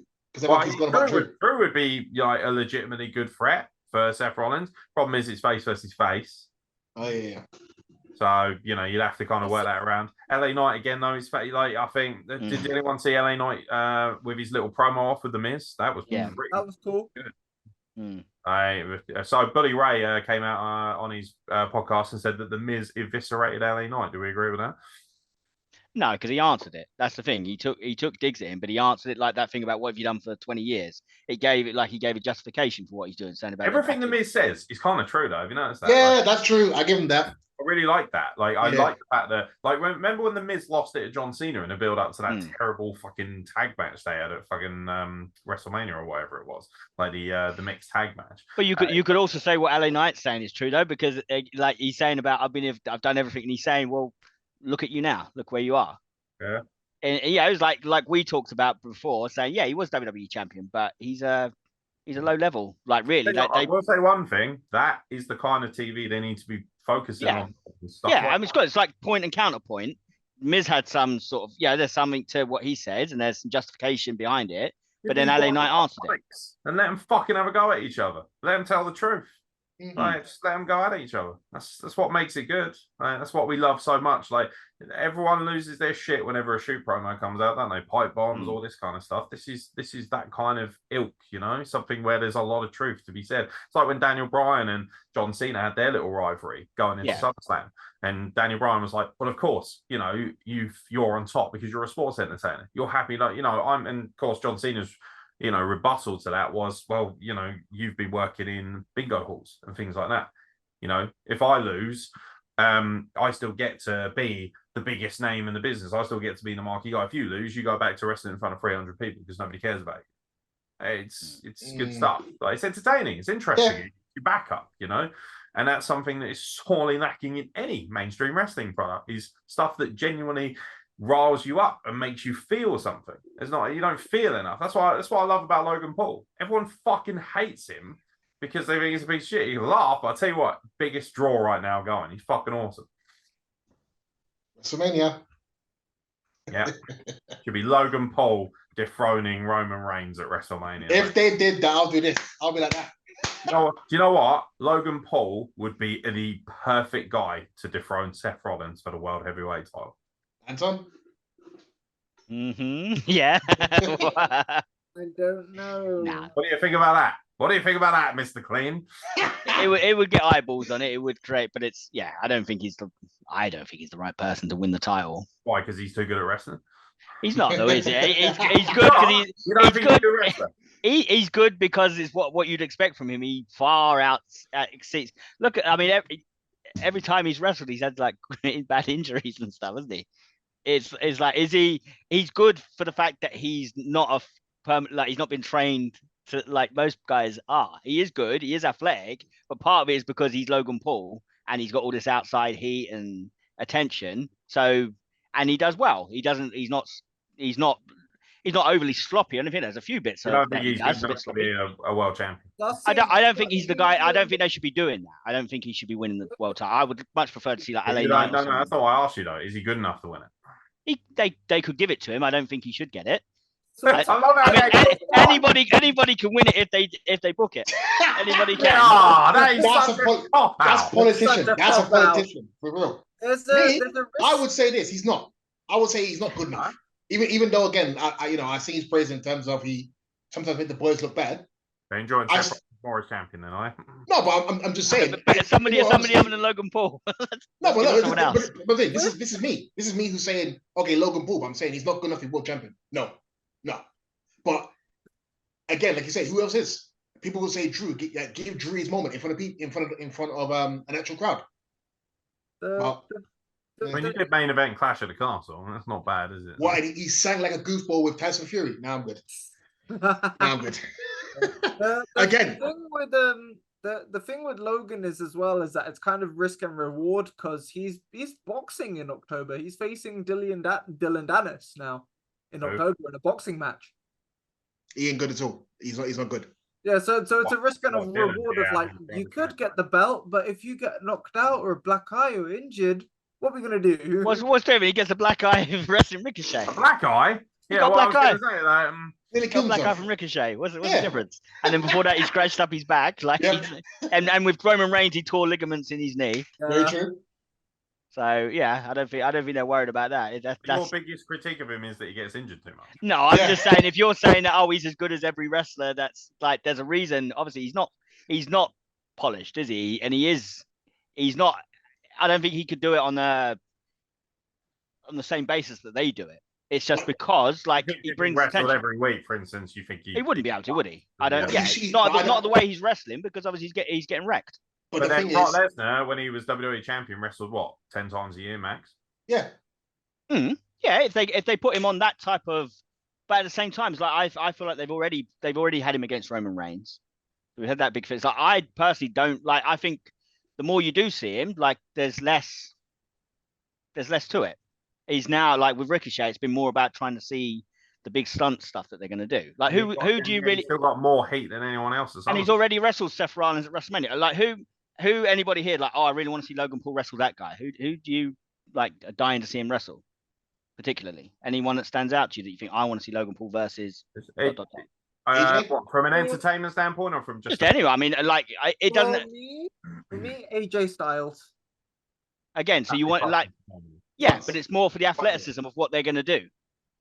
Yeah. Like I don't know. I think like definitely LA Knight would be a much better pick for it. It's like he should be someone they should be getting behind and actually, going somewhere with that. Let Logan Paul win it, and then LA Knight wins it off him and gives massive attention for LA Knight winning it. Yeah, because it's a means to an end. It's still like a bit of a. Sometimes it feels like a slap in the face when like people they're putting the belt on somebody that's not.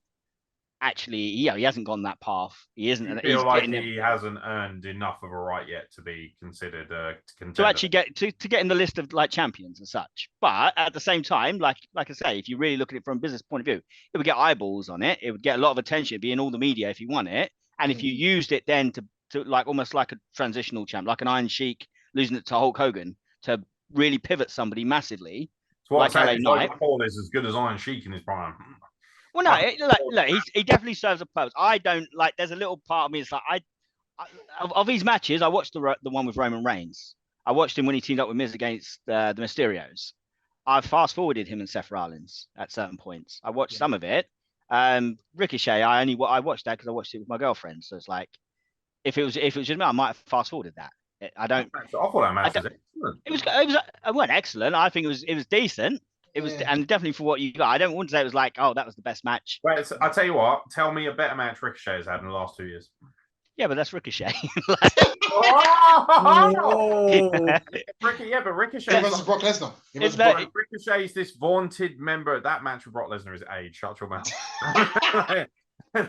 But yeah, like fucking. That's the. It's thing. not. No, it's not. I mean, matches don't stand out to me that Ricochet's had. No, so it's not disrespect. It's just like I can't really think of a match like that was.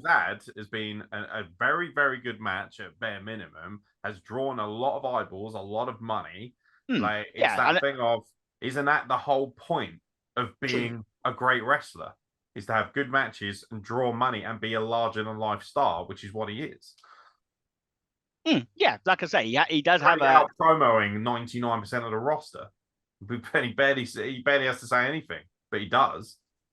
Like he made Ricochet interesting. Yeah, okay, I'll give. I'll give you. You make a fair argument that he does have a place. But whether he should be the champion, like I say, I could live with him having it for a short time if it's to really pivot somebody like LA Knight. Because him winning the title, winning the world title, or Logan Paul. No, I agree that it would make more ripples, more impact. But like I say, like use it for something big. Like that's a perfect book. Send that booking idea over to them. Let Logan Paul win the title off Seth Rollins and lose it quickly to LA Knight. Go for it. Let's get it all out there. Let's get it out there. They go with that. Then, I'm looking at the Raw roster. Right? I'll accept it. If I pulled up the entire Raw roster right now, I can guarantee Logan Paul is in the top 5% of people as far as stars go. Like, what, we thinking Akira Tozawa deserves it more, does he? Like, yes. No, but then I wouldn't make an argument for Akira Tozawa to win the title. Like, I wouldn't say.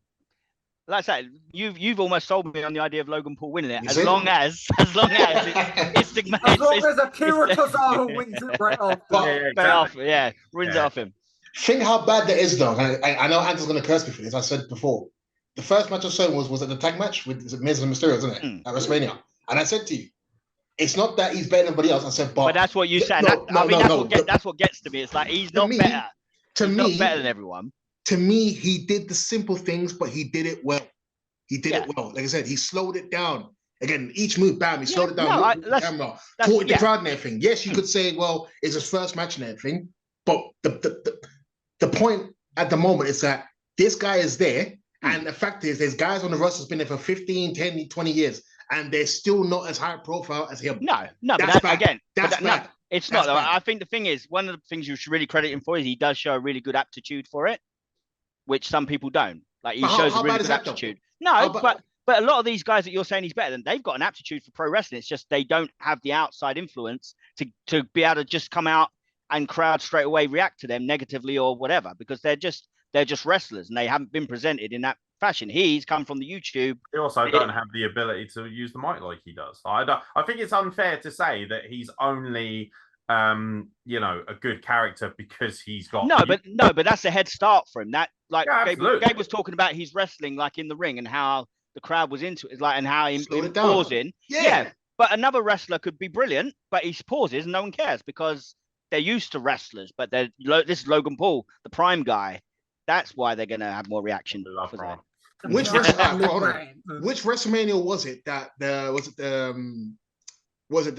in the beginning where basically the boys were just doing promos by themselves? Which one was it? Where Drew McIntyre was stumbling over his words and everything? Yeah, that's the first one after the pandemic where it rained. Yeah. And to me, that basically showed me that half these guys don't even know how to talk. Because basically, supposedly, there was no script. It's all like, just talk yourself. Yeah. And I was stumbling. Bobby Lashley, they were stumbling their words. It's like, but I think that's one of it. I don't think Logan Paul's brilliant on the microphone. No, I'm not saying he's not. Better than a lot, because nowadays... I think he's better. I don't think he's... I mean, a lot of it is just being smug and knowing that people are going to get pissed off with what he says because he's basically playing into like the negative comments on YouTube. Yeah, he's playing into that attitude that people got. He's also real. Like if you watch that, you think, fucking arsehole. If you're an arsehole, why not play up to it anyway? Like, but it's like just that.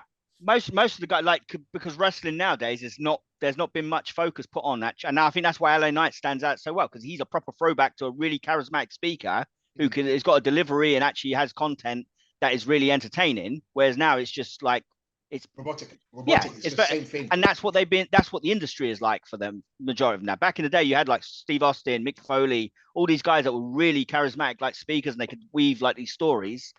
They don't need that anymore. And they don't think that's what wrestling should be anymore. Let's not have promos. I think they need it. Even Steamboat. I think even Steamboat's a good promo compared to most of these guys today. And Steamboat was decent, but I won't say he's the best promo guy. I think Logan Paul's like one of the best promos in the company.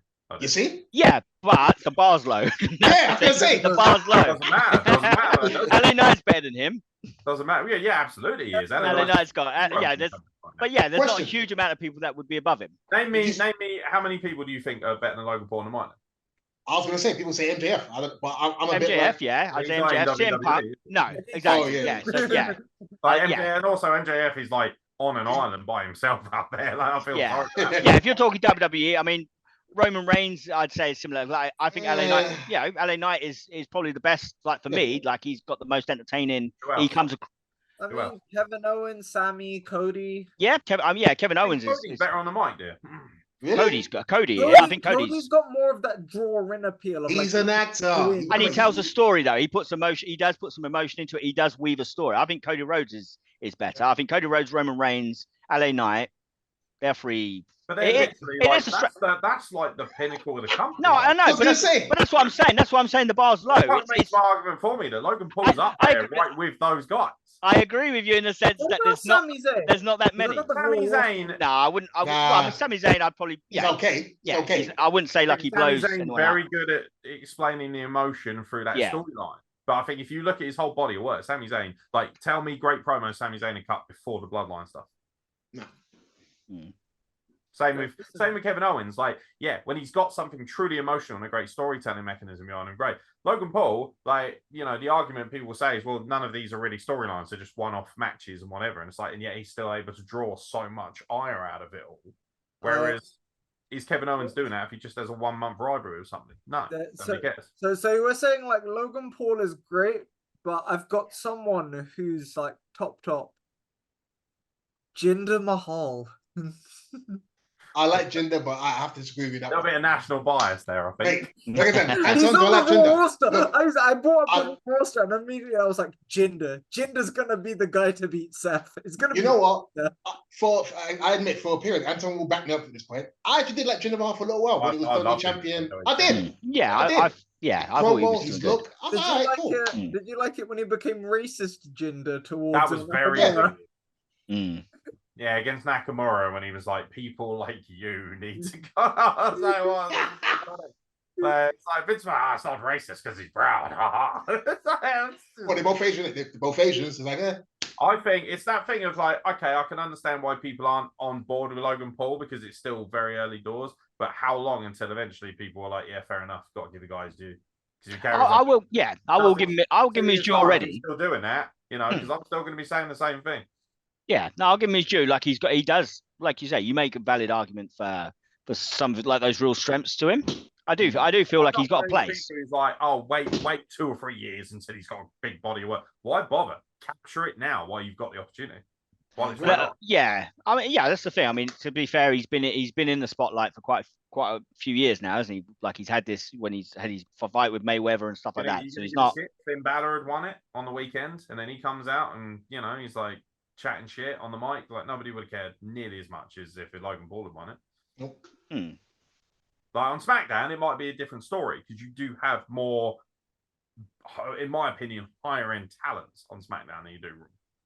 But it's that thing of like, well, if Logan Paul's on Raw, especially, like I don't see, and also it's built in anyway because him and Seth Rollins don't like each other. Seth Rollins has already wrestled him, hasn't he? So it's that. That's what I mean. Like I wouldn't be particularly thrilled to see them wrestle again. Like they had wrestled at WrestleMania. I wasn't like overly like, oh, that's a match. You didn't like KSI dressed as a prime ball? I enjoyed that bit. That's what I mean. Like I probably sort of checked into it more sort of halfway through, and I did find that like really entertaining. The way they did that was very good, where Seth just plonked him on the table. So like it did, it definitely like it had its purpose. I watched him and Roman. It's like, yeah, I'm interested in the story.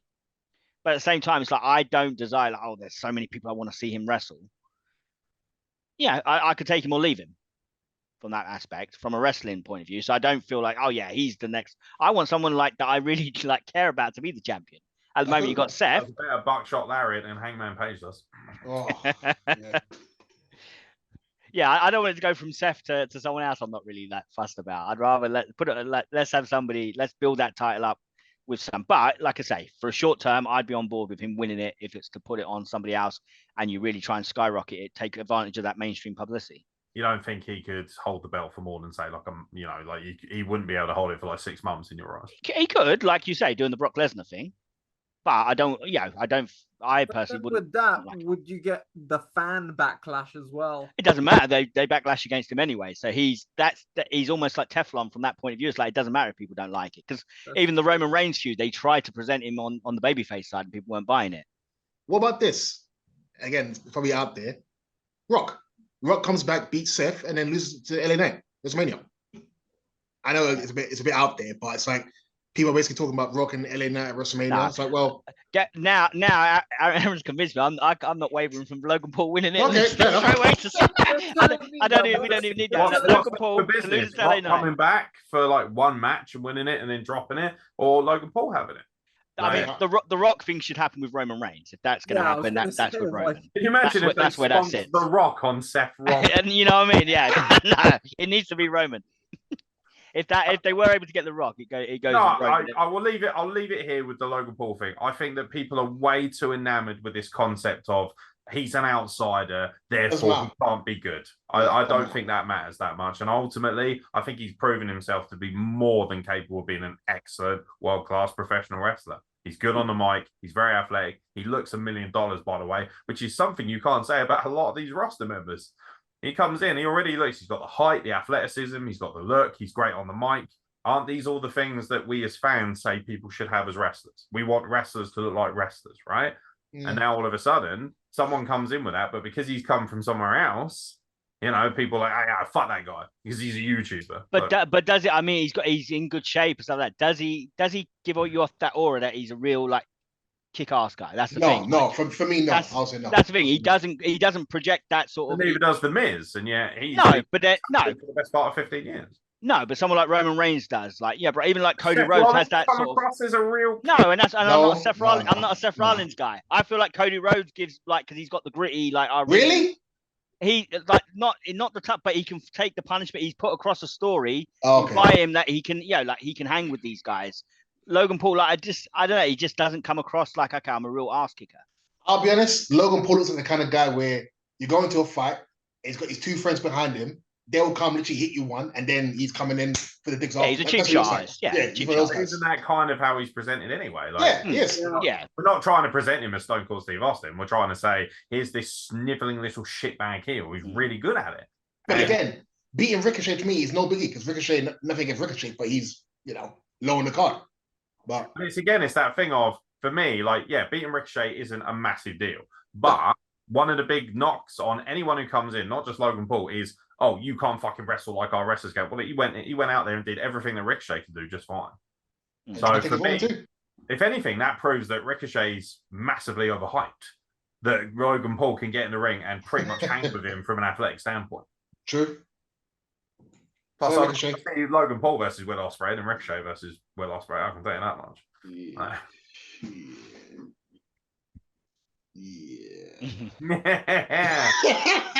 No, I've made my argument for Logan Paul. I'm not really hearing anything concrete. I'll say go Rock. Me personally, give me Rock and then lose to LA Knight. I'll take that personally. You want to say, like, if we just remove Logan Paul now, do you think the Rock is badly needed? Do you think he needs to come back? For me, at this point, it's like at one point I would have said him face Roman, but the thing was when what's the name? It's too obvious now. It's too obvious, but also when Theory had the briefcase, for me, that would have been a point basically to push Theory even more. So basically, Rock beats Roman at WrestleMania. Rock celebrating. He comes straight out, boom, takes out 1, 2, 3 pins of Rock. Basically, I beat the guy. Damian Priest can do it now. No. Damian Priest cashes in on the Rock at WrestleMania. It's nothing against Damian Priest, but I don't get it. I look at him like, I don't get it. Do you know what? I honestly think it's based solely on look. That's women does. Women love it. Wrestling's fine. It's not. Yeah. I don't think he's like, for instance, I think Logan Paul is a much more interesting wrestler than Damian Priest is. Yeah. I know women love Damian Priest now. It's like, I'm a woman, so what do I care? He's seen your money in the bank. He's got size, hasn't he, as well? And that's something that Vince McMahon fucking just spunks over, doesn't it? Oh, look at the size of him. Like, I've noticed that he's picked up a lot of Scott Hall's mannerisms, which isn't necessarily a bad thing. Scott Hall was great, but you know, it's that thing of like, it for me feels more like a Scott Hall cosplay at this point than he does Damian Priest. But isn't he 40? Isn't he in the wrong age, the 40+ age? So is LA Knight, so is AJ Styles, so is Finn Balor. No, I know, but it wasn't that basically like the thing where, you know, you're 40+, don't really want you in everything. So it's like, well. But then also, Triple H is more in charge of creative now, isn't he? Which is probably why Damian Priest is getting maybe more of a push than he would have. I don't think if it was just Vince McMahon, Damian Priest maybe would get the big push that he's getting. Yeah, that's true. That's true. Me, I'll still go Rock. Because again, to me, the only reason why I said Logan Paul is because I know it picks a phantom. That's the reason why I said him. Yeah, but Aaron's convinced me to give him a title reign now. I'm on board with him becoming the world heavyweight champion. Even I didn't go that far. Even I was just saying one match. I've been won over. You tried to get me pissed off, and I've actually accepted him to win the title. Fair enough. I'm won over. I just think when I'm looking at, especially the Raw roster, if you isolate that, I don't see many guys who have the level of cachet and the level of excitement that he does right now. Jinder. He's woke up to say Jinder. He's on NXT, isn't he? No, he's on the Raw roster. He's a manager, isn't he? So he's fucking Akira Tozawa. So what? If I pulled up the Raw roster right now, which we don't have time to do because we're about to wrap it up, if I pulled up the entire Raw roster and said, here's the entire Raw roster, who do you... Everyone would be like, actually, yeah, no, fuck it, put it on Logan Paul. I can guarantee it. Yeah. I can guarantee it. It is what it is. But yeah, like, I'm not asking him to be the god of the company, but I'm looking at it, I'm thinking, he's got all the tools. He's got all the fucking tools. That's all I'm going to say. And of course, the thing that bugs me the most is fans won't even accept that he's really good. They won't accept that because he's from the outside, you know. But these are the fans who, not in a bad way, and I'll end it from my side from this point. These are wrestling fans who don't know nothing else. I'm sorry. Back in the day, I know Anthony doesn't like football, but at least he knows boxing, he knows UFC, he knows athletics and everything. Most of these guys, you ask them about anything else, they don't know nothing else. Unfortunately, some of them don't even know about women. You talk about women, like, who? What's that? What's a woman in real life? What's a woman? So to me, it's like I'm getting that way, to be honest. No, but it's the truth. So to me, nothing against the fans of today, and I'm not cursing your fans, but I'm just saying like it is. A lot of you guys don't know nothing but wrestling. So to me, I wouldn't even take your advice and say, oh, well, Logan Paul's this. Listen, if you listen to Dave Meltzer, don't listen to that fool. He knows nothing himself. He's just I like Japanese culture, but I'm not literally sitting there, got the lubricant, got my nice Coke, got my Fanta and everything, and I'm ready to go and watch Japanese wrestling. No. Crockwin. Tanvi is personally offended by that. He feels personally attacked. Like, he lives for Japan. Oh, Ryogoku! Stop that immediately. Like, you're in the wrong company for that nonsense. Yeah, fair enough. Any final thoughts, gentlemen, before we wrap it up? I'm looking at the Raw roster right now, and the thing is, you're not wrong. I'm never wrong. Like mid-card wise, like to challenge Gunther, absolutely, you've got options there. But to take the belt off of Seth Rollins, no, only Cody. Only Cody. Yeah. Does that basically show how bad WWE is then? In the grand scheme of things. In the grand scheme, it's like, well, we're making all these billions and billions, but really, WWE has been really, really good lately. I do. I don't think it's been perfect by any means, but I think it's been good. Like I said, I really believe that this year the quality of pay-per-views has been better than it has been for a number of years. Is it bad that I really want Chad Gable to actually beat Gunther? Because I fucking love Chad Gable. I really like Chad Gable, but it's the perception now, isn't it? Gunther's gone through Riddle, Drew McIntyre, Sheamus. Yeah, exactly. And then like Chad Gable's the one who knocks him off. Yeah, people will be like, but Gable's an Olympian. That's the thing. Yeah, but he didn't win a gold medal, so he's a loser. There we go. Hey, I'm on the ball side. I'm on the ball. Yep. Right, we'll leave it there because it's been 2 hours and I feel sorry for the... I've noticed that everyone in this podcast room looks like they're ready for bed, if I'm being real. Especially, I've noticed Gabe is drifting a bit. Tanvir's been yawning his ass off. Like, Tanvir's like inclusion here has just gone. It's just slowly. I've noticed by the end of it, he's barely alive. So, yeah, we'll leave it there. I'm alive, sir. Hey, what? Leave it in the comments. Who do you think is good at? Is Logan Paul good enough to be a world heavyweight champion? And if not, who should be? Who should be winning it? Who's overlooked? Who's underlooked? Whatever. Like, let us know, because I want to hear opinions instead of people just listening just rage into the internet. Johnny Gargano. Fucking hell. Johnny Gargano. Who? Fucking Christ. Who? You know what's really sad? I loved him in NXT, and everything on the main roster has been boring as shit. He is severely isolated out there. He's what been, about Bronson Reed? been exposed. Do you think they build up Bronson Reed enough? He would be at that level to make it believable. Bronson Reed is, for me, somebody who maybe I almost feel like he's 20 or 30 years too late to the wrestling business, because his look and his size and the way he wrestles and that would have been magnificent back in territory days. People would have lost their shit for that. I feel like it's a different game now, and I feel like Bronson Reed is missing that big key factor, which is, of course, being an entertainer. He's not really an entertainer. So they haven't done Bronson v Gunther yet. Now, see, yeah, just for a spectacle, I'd watch it and love it, but do I think Bronson Reed should dethrone Gunther and have the belt for a year? Probably not, no. Which is a shame, because I'm obviously a huge fan of Jonah Rock. Met him several times when he used to do his UK tours, and he's one of the coolest guys to be around. But, you know, that at the end of the day, it's not about, oh, I liked him at a wrestling show. Bottom line is a fucking business. Is he a big star? Not really. Just not yet. Anton Green, where can people find Let's Talk Business? You can find us on Facebook, Instagram. Our podcast is out on the usual platforms. Spotify. Facebook page, get a big update anytime soon, is it? We'll do. It's it had the SummerSlam predictions recently. I heard there's it's not good enough. That's one post every 2 weeks isn't good enough. I heard Gabe's got one ready to go. Has he? Awesome. Any podcasts, by the way, in the pipeline that you guys are doing anytime soon? Because you've been dropping some really good content recently. Yeah, I mean, obviously we do the audio versions of these podcasts that we're doing, but we're currently working on we do our wrestler profiles sometimes. I mean, sometimes we just talk randomly like we're doing here. What's the next wrestler profile? Have you got one lined up?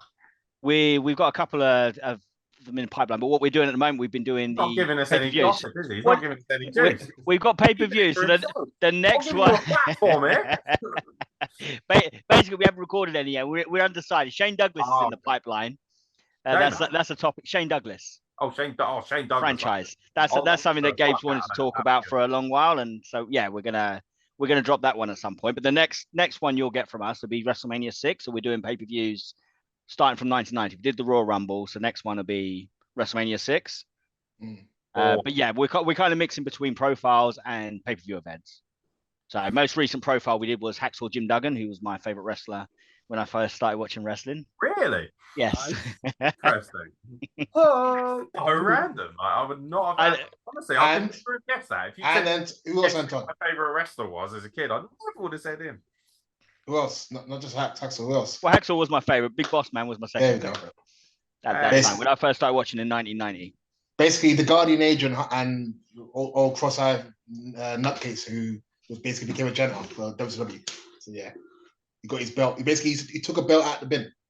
Vince was idea, by the way. I remember that WCW television champion. Yep.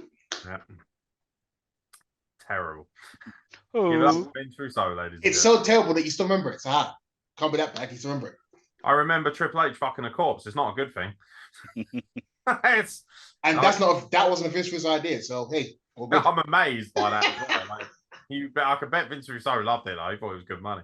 Yeah, no, that's fair enough. Well, check out Let's Talk Business, ladies and gentlemen, because it is a much more, shall we say, PG podcast. I think that's fair to say. A little bit more accessible. We just don't have as much swearing. That's all. Yeah, Anton has a real problem with me swearing all the time. It's really funny.